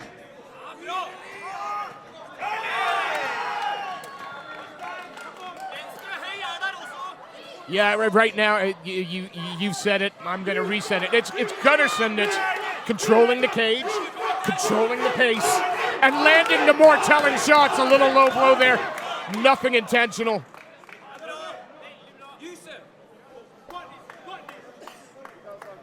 Yusuf now taking a bit of time.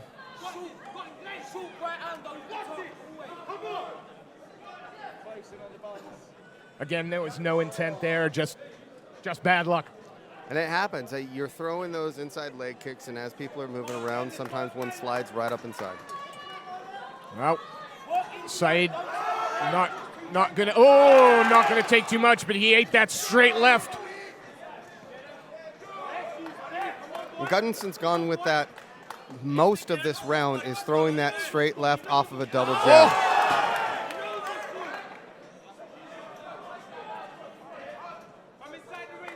Yeah, the entire pace is being set by the man from Honfoss MMA, and Yusuf doesn't see that kick coming. No, I mean, that one was partially blocked because he was smart enough to at least have his hand up on that one. Yusuf engaging a little bit more there. Only a few seconds left.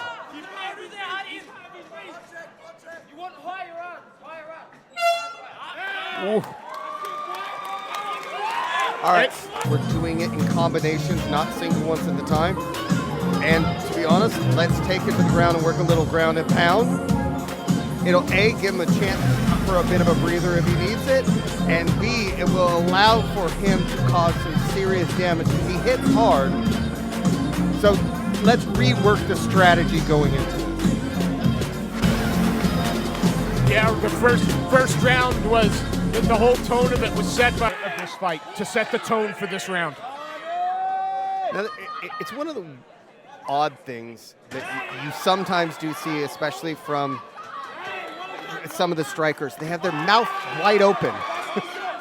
And Gunnarsson's mouth is wide open, but he's breathing nice and clean as he throws a combination left high kick, left. It just seems that there's the high kicks are almost effortless. He doesn't seem to. That was a big shot, left and right. Oh! I had said in between rounds, throw that right high kick, and he threw it and it landed. And you can see that that's starting to making Youssef think about it. But it slows you down as well. What a lot of people don't realize is the more you get punched in the face, the more tired you get.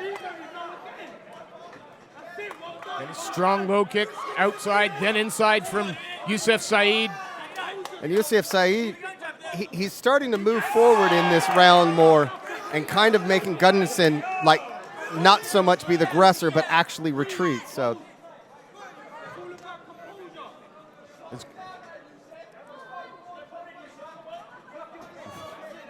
a little bit of a feeling out process again here as they're both waiting to find that distance to throw.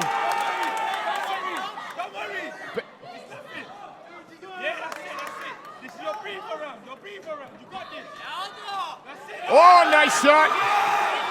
You know, the more he turns it into a firefight, the better Youssef is doing at the moment. Yeah, I mean, when it comes down to it, when it's a clinical striking match, you're seeing Gunnarsson have his way. But when Saeed's dragging him into a street fight, Gunnarsson's not able to hold his own in that style of fight.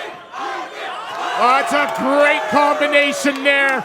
And I hate to say it, I'm looking at a fighter and I think that his will is starting to be taken. I mean, I think a lot of it might just be that up high leg kick. Great sprawl out from the home fast fighter. Looks to take his back.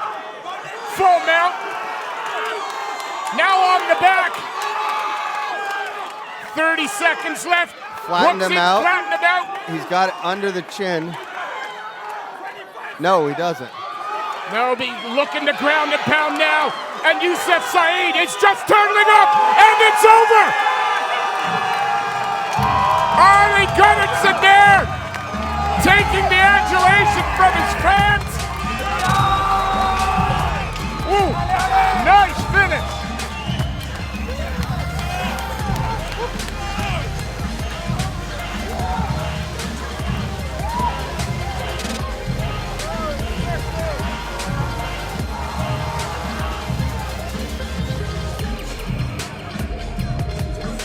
Again, looking at the replay.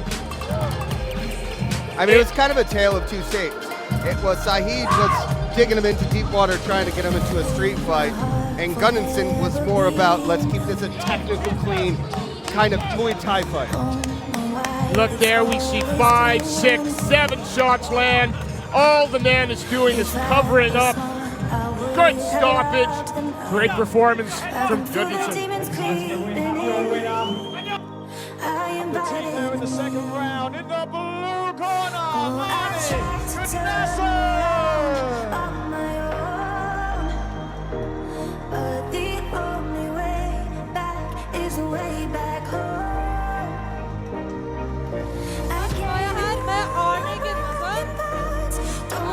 Gratulerer så mye med seier.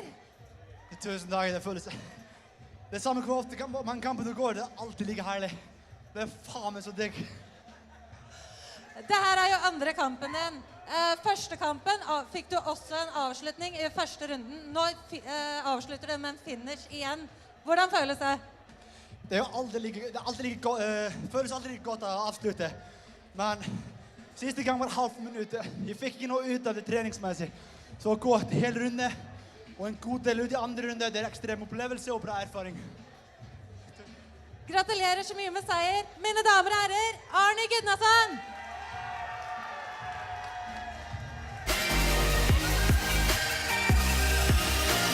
Take me back.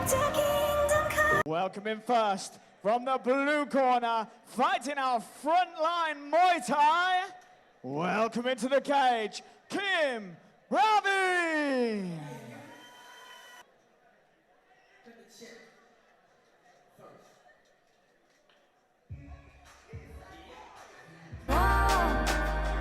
Where the light comes through, and I wanna see it all from a close-up view. So let's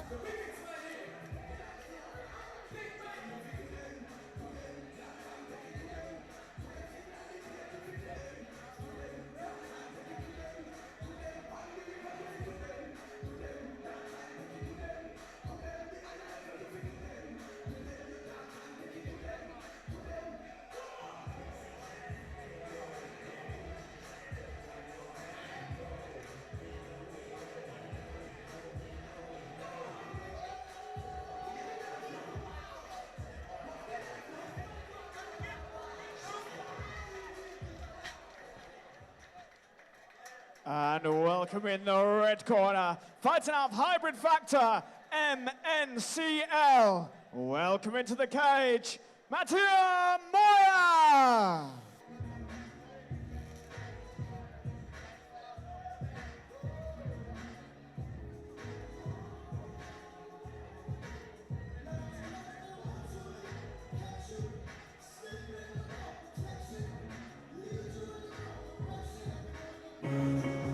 You walked away.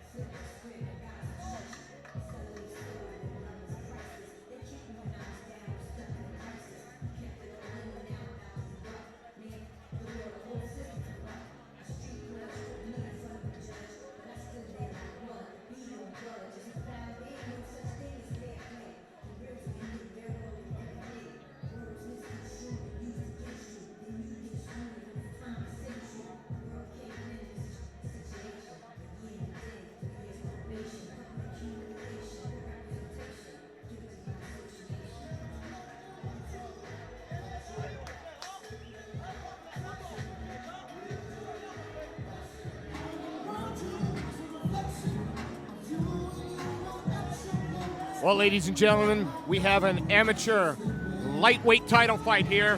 Kim Ravi representing Frontline Muay Thai, fighting out of the blue corner in the black Frontline shorts, as he takes on Mattia Moya, the Hybrid Factor MNCL fighter in the Venom black and camo touch of gloves. 3 3-minute rounds to decide our amateur lightweight champion.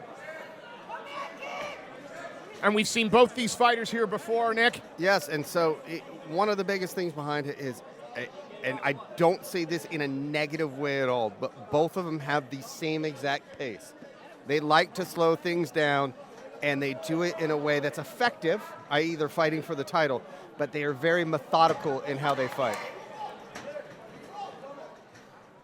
So perhaps we're going to see a little more of a technical competition here as opposed to a firefight, but what ends up happening, though, is when you have two people that are like that, something's got to break, and it ends up turning into, two guys fighting in a phone booth. You would hope. Or it turns into an Ngannou fight that lasts for 5 rounds with 7 punches thrown. I don't believe that's going to be the case here for 9 minutes. No.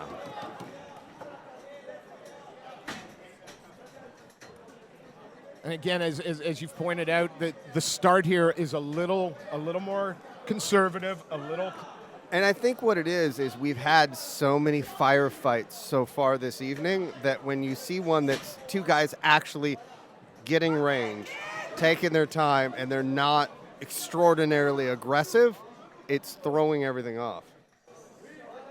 Bravi covers up well. He brings that guard up nice and high. And Moya too. Moya's smart. He's keeping that right hand like it's tucked on his chin.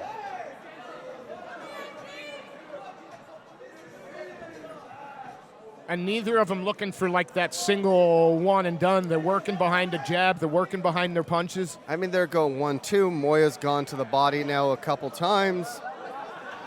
Well, nice inside leg kick by Bravi there. And Bravi has set that up when he came in. He had thrown a 1-2, and he could see that Moya was heavy, and he threw that inside leg kick, and you could see Moya was completely off balance when it occurred. Again to the body. Nice shot. Nice shot there by Bravi. Strong low leg kick there. But then Moya in and punching around that guard, tries to go to the body. Big uppercut by Bravi. Not there, and then another combination thrown and level change. Level change into a double leg with his hands locked and able to finish it. Now he finishes in guard, so he's gotten the takedown, but now he has to try and work to a dominant position. Bravi got one butterfly in on the left side. Trying to step over his Moya, but Bravi wise to it. And I think this is how this one's going to end with, yeah, Bravi just getting up. A first round, you have to imagine that they're going to run through the gears a little bit. You can't stay the same. Now, I mean, one of the things that, and this is what I was trying to say about Bravi, is as we've seen him in the past, he has that one speed. It's not a bad speed. I'm not saying it's negative in any way. It's his fight style. Totally fantastic. But we know as well as Moya has that exact same style, so they mirror each other. Now, if you want to stand out on the judges' scorecards or get a finish, this is the time where you're going to have to change that rhythm. You know, who took that? And as we look, you can see Moya wearing a little bit more of the fight on his face. Bravi's been able to get in with those punches. When Moya's going low to the body, Bravi's been able to slip in that jab, and it's starting to show on Moya's face. And I know our judges aren't that naive, but you look at a bruise on a thigh and you look at somebody's eye busted up. Who's winning that fight in your eyes? Even still, I'm a firm believer in, okay, you get guys like Diaz who look like they're destroyed after a fight, but they just whoop some dude's ass. Yeah. Like, I've never been one of those, oh, that guy was beat up more. And nice little takedown by Moya. He's looking to pass, which he has. If he sits down on that leg like he should, he's able to have a really dominant half guard, which is my favorite position in the entire world. Right. I'd agree. The simple fact is, right now, if he decided to clamp down on that half guard posture up, you'd have, vintage Randy. And that's just it. That's all we did when we didn't know any better. Hated mounts. Mounts was horrible. We don't want to be there. Side control, okay, it's kind of fun, but that half guard, it's so comfortable, it's so nice. You sit down on that leg, squeeze your legs together, then you're able to just build in that bridge, pop up. As you posture up, you're throwing punches, body, head, body, head. I mean, that's just, and it's different. That's how, ground and pound was. You see, but again, if this fight continues to stay in this position, Bravi is going to have so much to do in that third round. Exactly. So he's going to have to actually, really turn things on. And even at this point, they're like, okay, that's not enough. Yeah. I'm not a fan of standing from half guard. No, I'm sorry, because it is it's a dominant position. It's a dominant position. I'm going to have to agree with you there. So that's like when you get standing from mount or anything like that. That's a dominant position. Bravi pushing forward with some shots now, and that's just it. So Moya went from a dominant position to now he's in there taking some punches. Oh, nice. Straight shot right on the chin of Moya.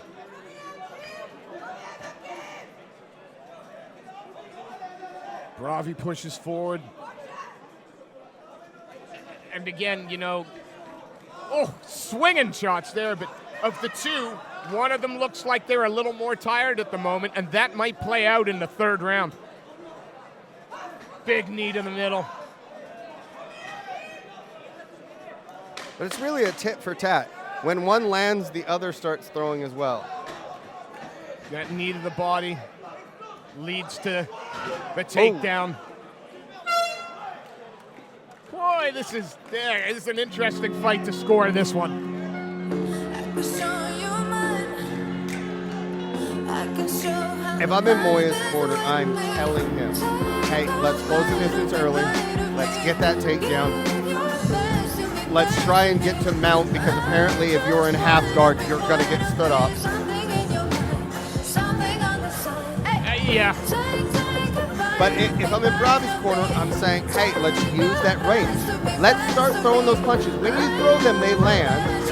So let's go back to it and start working that low leg kick, either inside or outside, because you had a lot of success for it in the first. You didn't do it one time in the second. Well, 3 minutes and all to play for. Cage Warriors Academy Southeast amateur lightweight title. Brought to you by Fisk Fire Group.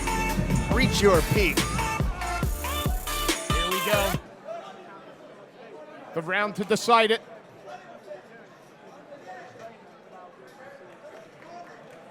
Not only does Bravo's pace never change, his expression never changes either. No, I don't think I've ever seen the guy smile.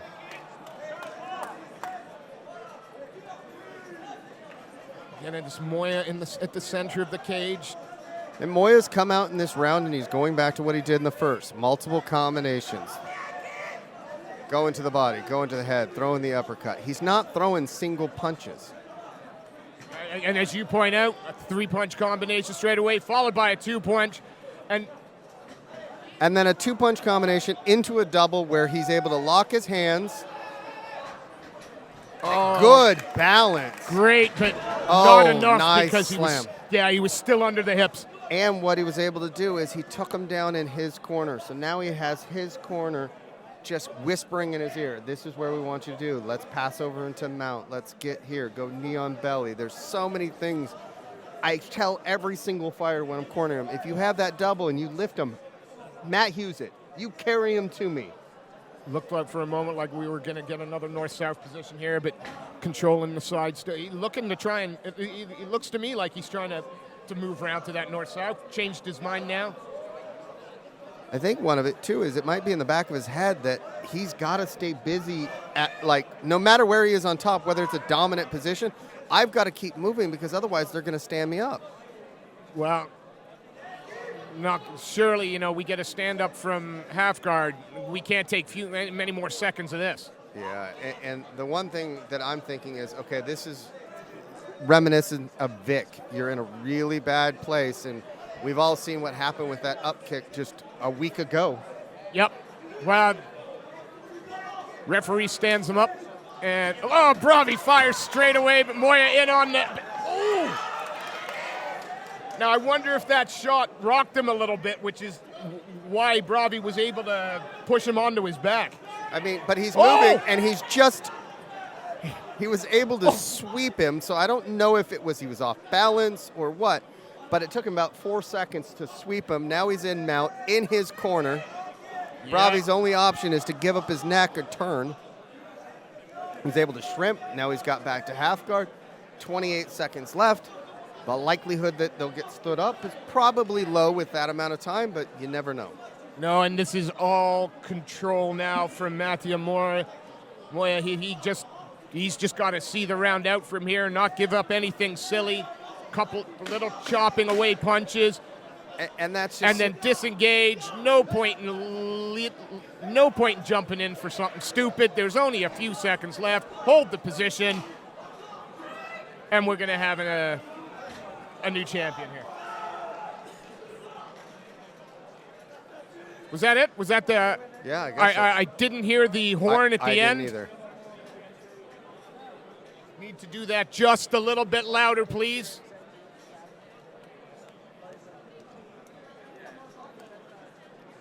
But it's going to go to the judges' scorecard, and again, I'm not going to second-guess our judges, but just by the way the corner's reacting, you think that Matthew Moya is probably going to be crowned your lightweight champ. I mean, he got multiple takedowns in it and held the position for long times. As a wrestler by nature, I always tend to go with, okay, he got the takedown, and I probably put a little bit too much value on it personally. But let's head it up to pop star sensation, Greg Powell.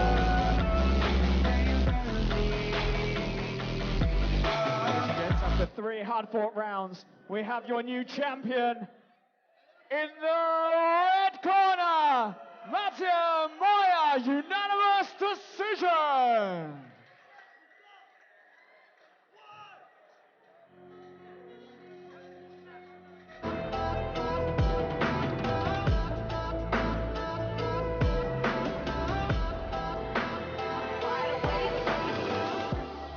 When I can't.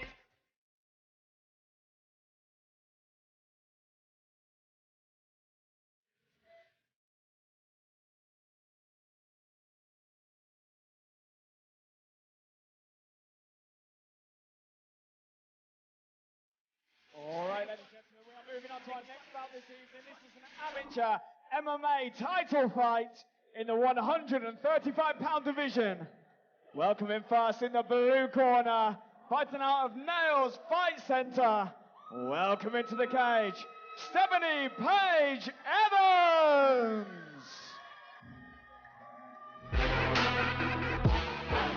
Here we go. Welcome into the cage, Evana Cerisi.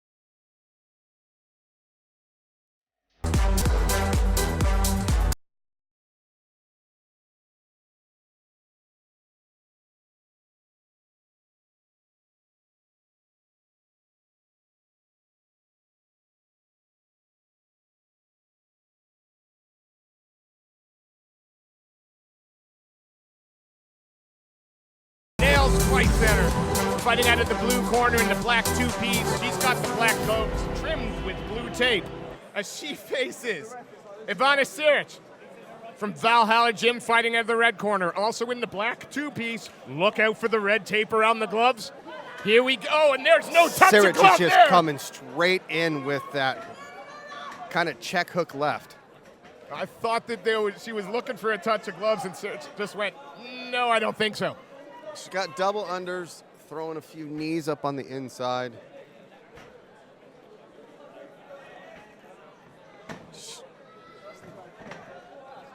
Now it's tough here is because when you have that body lock, you usually don't try and just pull them off to the side. You look to elevate, maybe dump, or just straight try and fold them. So. Ooh, that shot landed clean. I was just about to say, I thought that Stephanie Paige Evans did really well up against the cage, got a nice wide base, stopped that takedown from happening. The thing is, fighting a southpaw sometimes can be difficult, and Siric is really, when she tees off with that long left hook, it's landing. Yeah, oh yeah, you can see it already underneath the eye. She's wearing it, that mouse. Yeah, it was 2 clean shots that caused that mouse.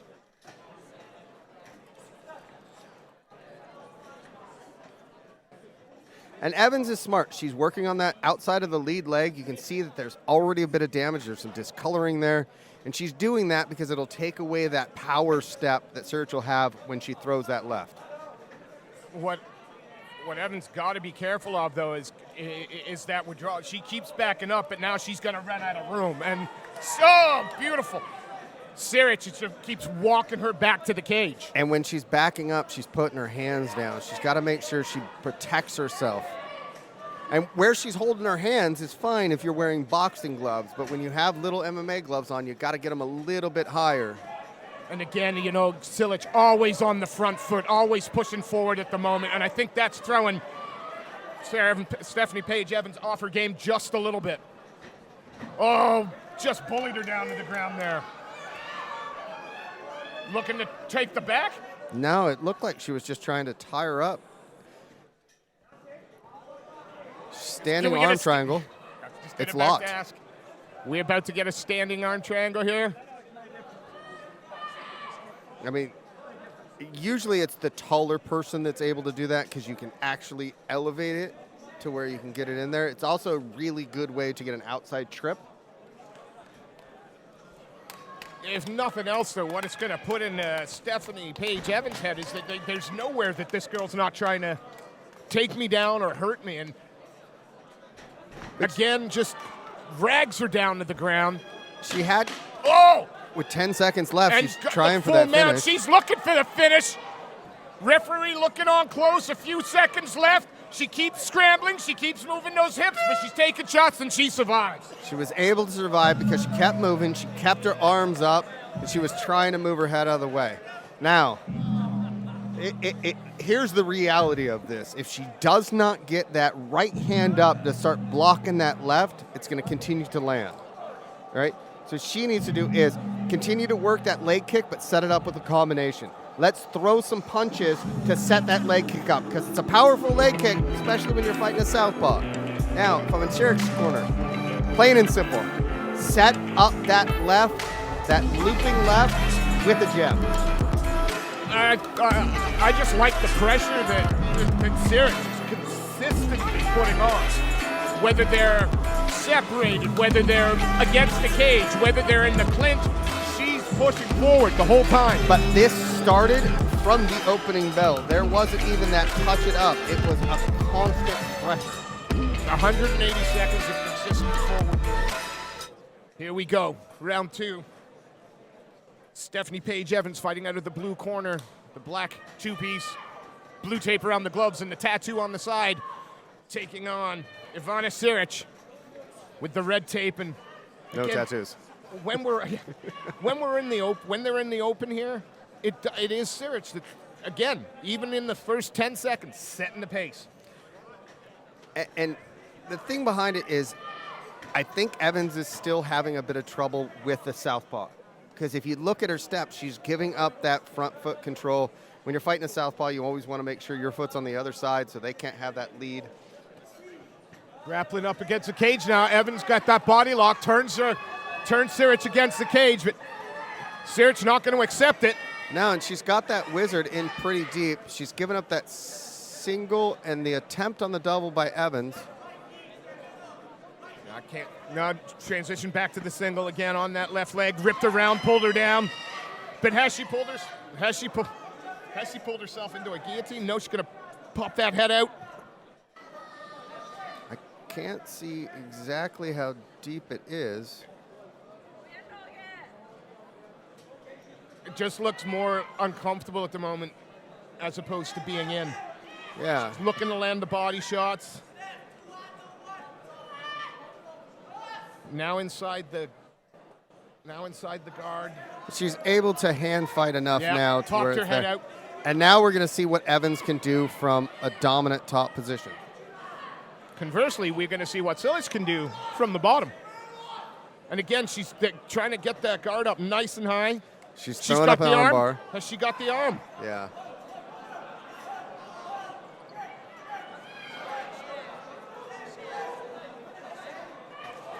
Tries to go belly down with it.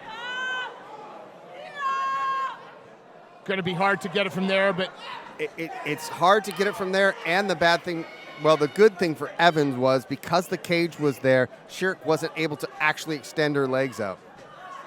But again, she's looking for the triangle. No matter what position it ends, they're in, Evans seems to be trying to finish the fight.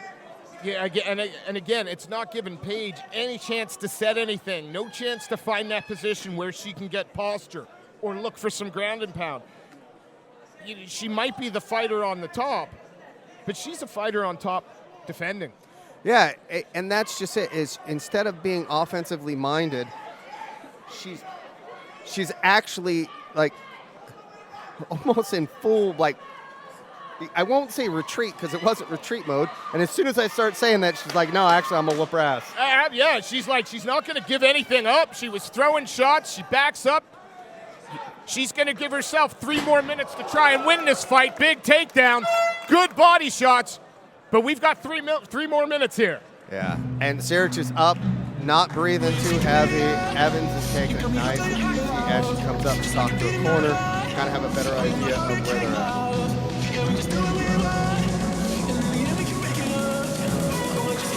I want to see Evans out of the blue corner just be a little bit more aggressive. Hold the center of the cage. Well, when she was on top, she wasn't able to actually rain down any punches until the last, I don't know what, 15 seconds? And even then, Sirich was able to then move because it had created enough space for her to get out. I'd say if I'm Evans, I'm going back to exactly what I said in between rounds last second round. Let's throw the combinations and end it with a sharp leg kick. Sirich, keep the pressure going. Yeah, you know, if Sirich can keep this forward pressure up for another 3 minutes, she's gonna walk through. She's gonna walk through the opponent. She looks fresh. Doesn't look too fatigued. Not wearing much damage. So it's all on the young lady out of Valhalla Gym. If she can set the tone again, we're looking at a new champ. Sarah Paige Evans, though, pushing forward. And Evans is smart. She's baiting that kind of horrible fake single in and then coming over the top with that right hand. Oh, Mitsu tries to meet her with an uppercut there. And this is good because it's similar to a feint. When you fake a shot, it's just like feinting a punch. And I think what she might have seen or her corner saw in between the round was Sirich is susceptible to trying to duck down if you go for the shot. So let's set this up. Sirich just threw a couple of leg kicks. Nothing really on him. Is that just a rangefinder? Is that why she's not putting the stank in it? And what it is it's to kind of put yourself in the right foot path. So sometimes you throw that leg kick to come in, not just range finding, but you're like, okay, I want to come in, but I don't want to just walk in and take a punch. I throw this leg kick. It allows me to get a bit closer. You know, when Stephanie actually holds the center and fires back, that's when she's presenting the most problems for Sirich. Yes, because it's one of those things that Stephanie's biting down on her gum shield, and what she's doing is she's throwing combinations. It's when she gets to this one here, one there that she seems to be having the problems.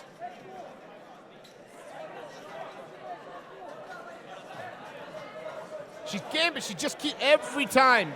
It just seems Ivana Sirich can put her opponent where she wants her to be. I mean, she's got that 1-2 down. I think it's one of those things she must be drilled it a ton. And again, Evans was smart. She was able to set it up. She gets this takedown, and now here she is. Inside guard, but if she can posture up. Yeah, got a minute left. Looking to try and stack her opponent, but... And again, Evans is working to try to get something. She's trying to slide that leg through to whether it's an arm bar or to try to get that triangle. Yeah. Constantly working on an offensive position. And even though Evans is in the dominant position, you just get the sense that at the moment, it's still all about what Sirich is doing and not about what Evans is doing. Got posture for just about the first time, and can she start to throw down anything meaningful? 25 seconds left in this one. Top position's not going to be enough. And this is just it. This is, if I'm in her corner, I'm just screaming at her, let's go crazy. Let's just posture up. None of these pitter-patter punches, no body, head. I want to see you straight posture up, get up on your knees, and start raining down punches. Yeah, time to go Donkey Kong or go home. And Sirich doing it again, bringing that guard up nice and high, looking for the arm or the triangle, even in a bad position. She's fighting, and a fun fight, but not a difficult one for you judges. I mean, it's tough. You look at it, and it's a tale of kind of two takes. Evans was always on her front foot. She was moving forward. She led things really through the first and probably 3/4 of the second. But in the third, we saw that Sirich almost was on her back foot. Evans was the one that started coming forward. She set up that takedown. She spent, a good minute and a half or so in that third round in top position. Not able to throw down a lot of damage, but she was able to get some damage down when needed. Going to be an interesting call from our judges, but before we hear the decision, give a quick shout out to Whip Street Motors, scrap metal and vehicle recyclers, Fisk Fire Group, and Riva Wood-Fired Pizza. We can't forget peak. Reach your peak at rypofficial.com.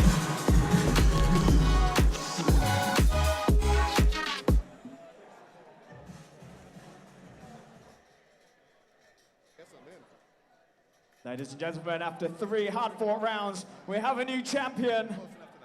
In the red corner, unanimous decision, Ivana Sirik.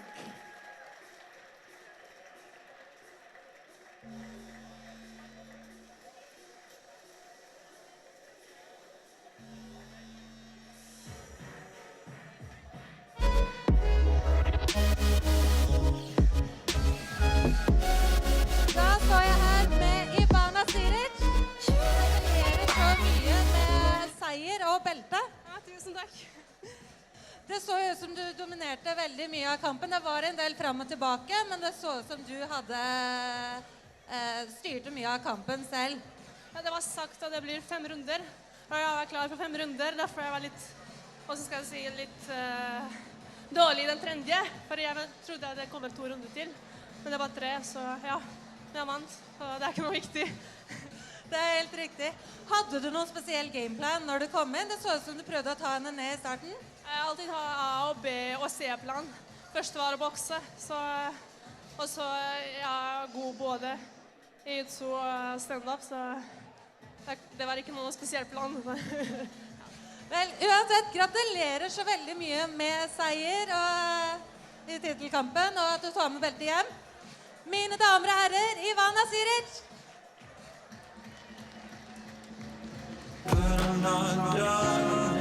This is a title fight. Amateur MMA rules in the 135-pound division. Welcoming first in the blue corner, fighting out of Lamiro Fight Club.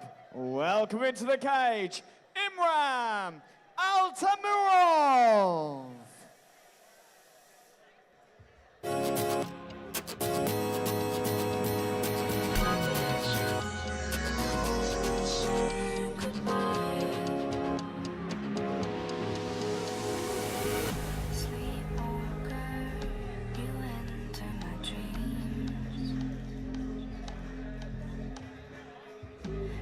Drift off, you keep out the bad things. I'm not afraid to close my eyes when you hold me. Sleepwalker, leaving light on for me.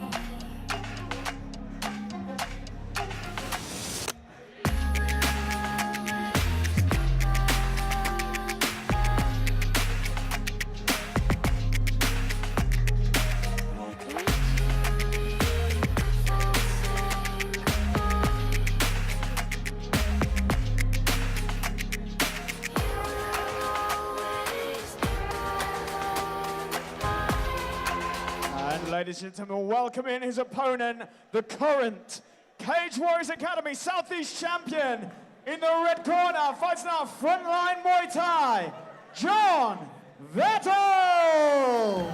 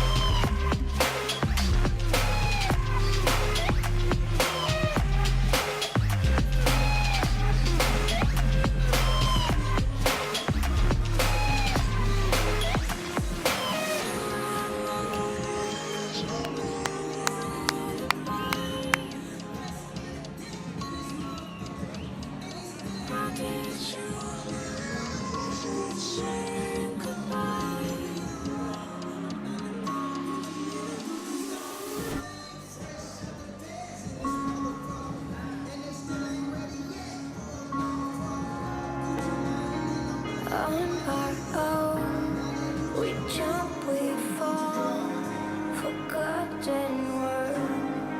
We're running out, now won't hide away anymore like yesterday.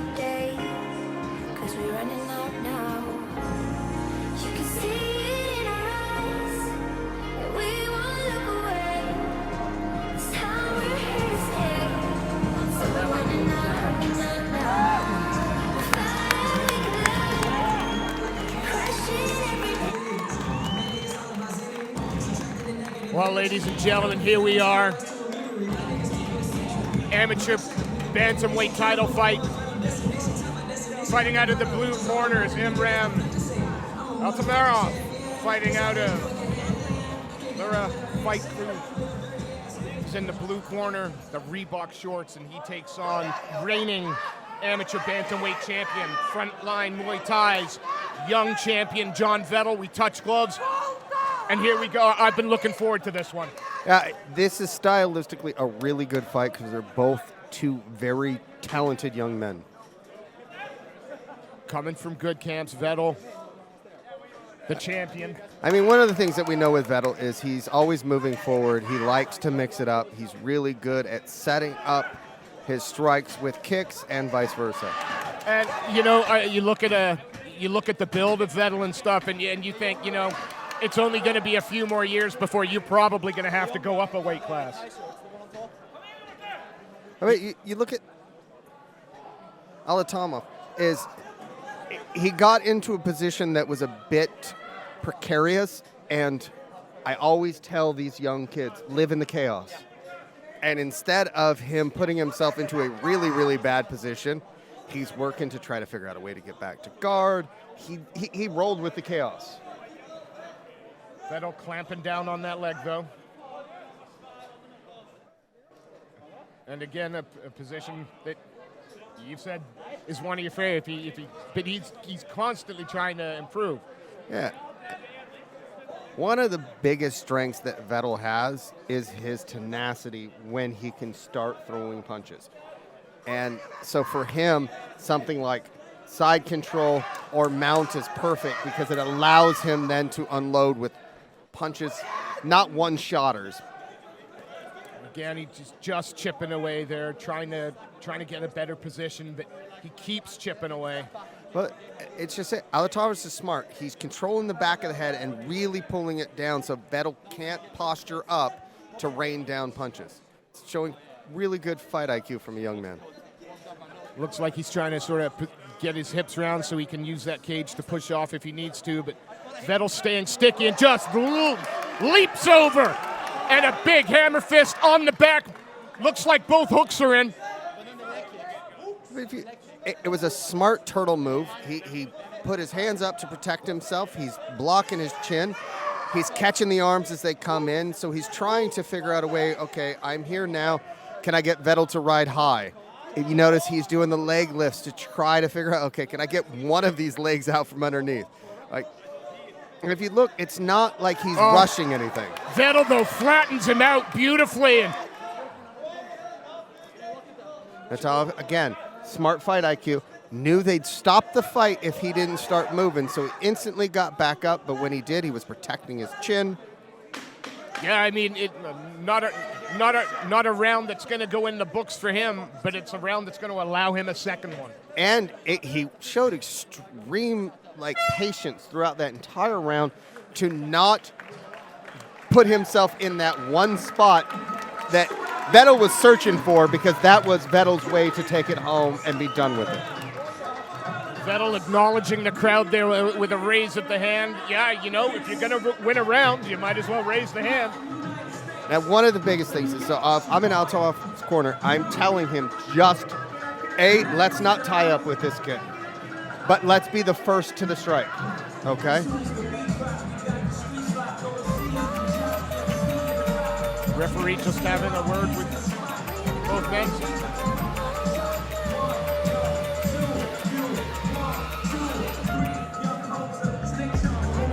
All right, if I'm in Vettel's corner, I'm just saying, let's work our combinations. Let's be aggressive. Take the center of the cage and move forward. I mean, we've said it about some of the fighters tonight. I'm going to say it. I mean, he's a huge bantamweight, is John Vettel. And, for a young man not in his 20s, there's some growing still to do. Yeah, it's one of those things that as he put on, that I don't want to call it man muscle, but, that adult muscle, it comes with, he's probably still hasn't stopped growing as well.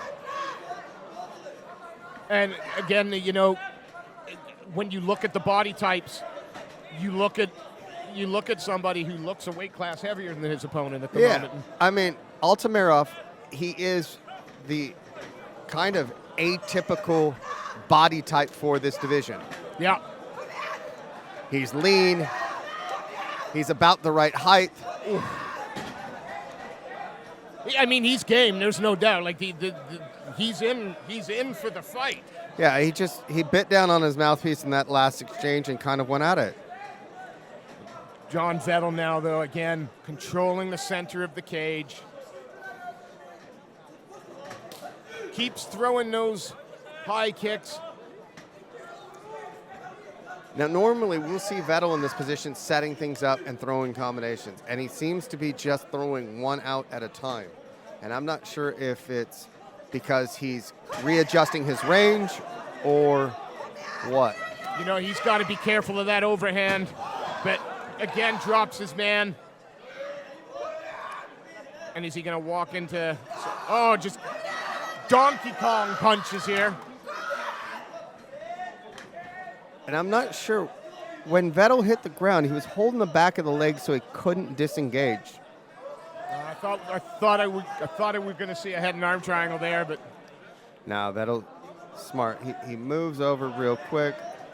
Altamirov again trying to work back to some way to be able to hold him down. And again, hammer fist. Got good posture. Hammer fist to the body, making me wince. And he was able to slip through one of the rights off of that hammer fist. And again, shows great composure and maturity, and it's not rushing. No, going with a full body triangle now. But he's just going to open him up. Had to let it go, and referee's asking to improve the position. Vettel just constantly throwing. Got to be careful. Altamirov starts to bring that guard up high, but Vettel wise to it. And again, throwing some heavy shots.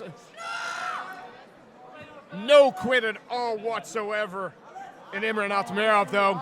And Altamirov, he continues to try to go high with that guard. Yeah, trying to keep Vettel honest. Nice little tie. I love seeing that in a fight. You don't? I do. I quite like that. Yep. Don't touch hands. Don't hug. Don't do any of that crap.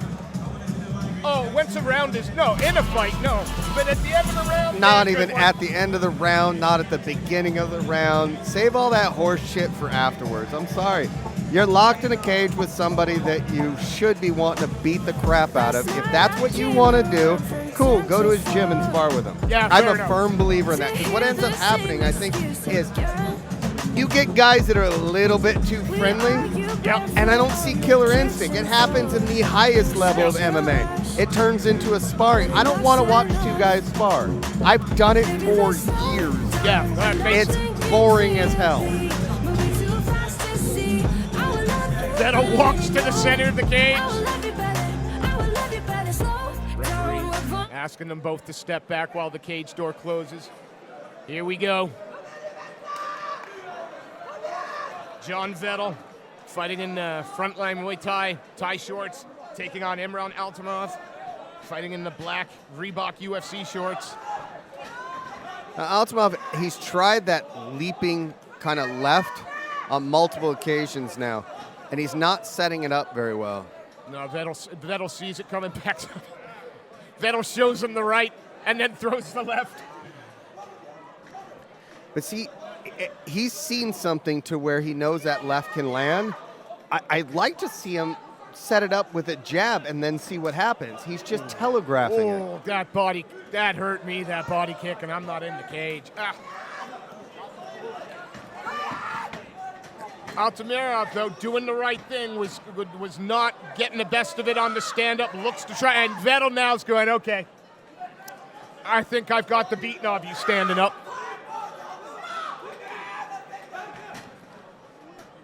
I mean, that's just suicide takedown. And that's just it. It's now to the point where he's closing the distance and then pulling guard. And Vettel's got his back with both hooks in. Yeah, gonna roll him over. God, I think he's under the chin there. I think so as well. We're gonna see. There's And the he's tap. And John Vettel remains the Cage Warriors Academy Bantamweight champion. Looks like he could do that all night. You know, we've seen this kid literally come up and grow, and each fight out is getting better and better. And it's great to see someone that young and that hungry.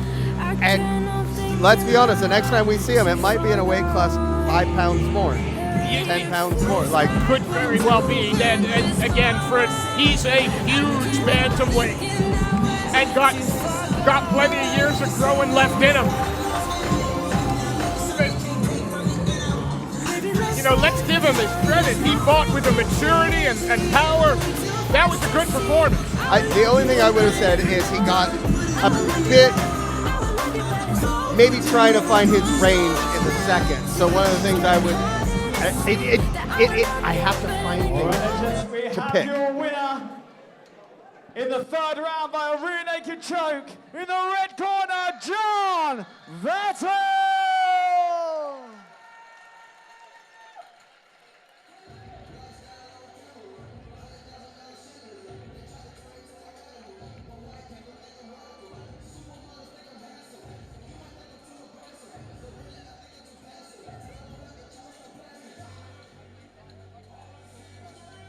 Da står jeg her med Jon Vetle Furheim. Gratulerer med fantastisk seier nok en gang. Tusen takk. Det betyr veldig mye for meg. Hadde du noen gameplan på vei inn? Vi snakket jo i går om at det kanskje ble en veldig tøff kamp. Egentlig så hadde vi planen at jeg bare skulle gjøre det som jeg hadde lyst til. Bare føle meg frem, gjøre det som passer. Og jeg hadde aldri klart dette her uten hele teamet mitt. Sammen med alle trenerne mine, sammen med Chris, Ismar, Christian, manageren min, mamma og pappa. Tusen takk til alle sammen som har hjulpet meg. Det så jo ut som du tok dette her med stor letthet hele veien og dominerte den fra start. Ja, det var... Jeg følte alt gikk bra, alt gikk etter planen. Der kunne jeg ønske at jeg kunne gjort annerledes. Igjen gratulerer så mye med seier. Mine damer og herrer, Jon Vetle Furheim.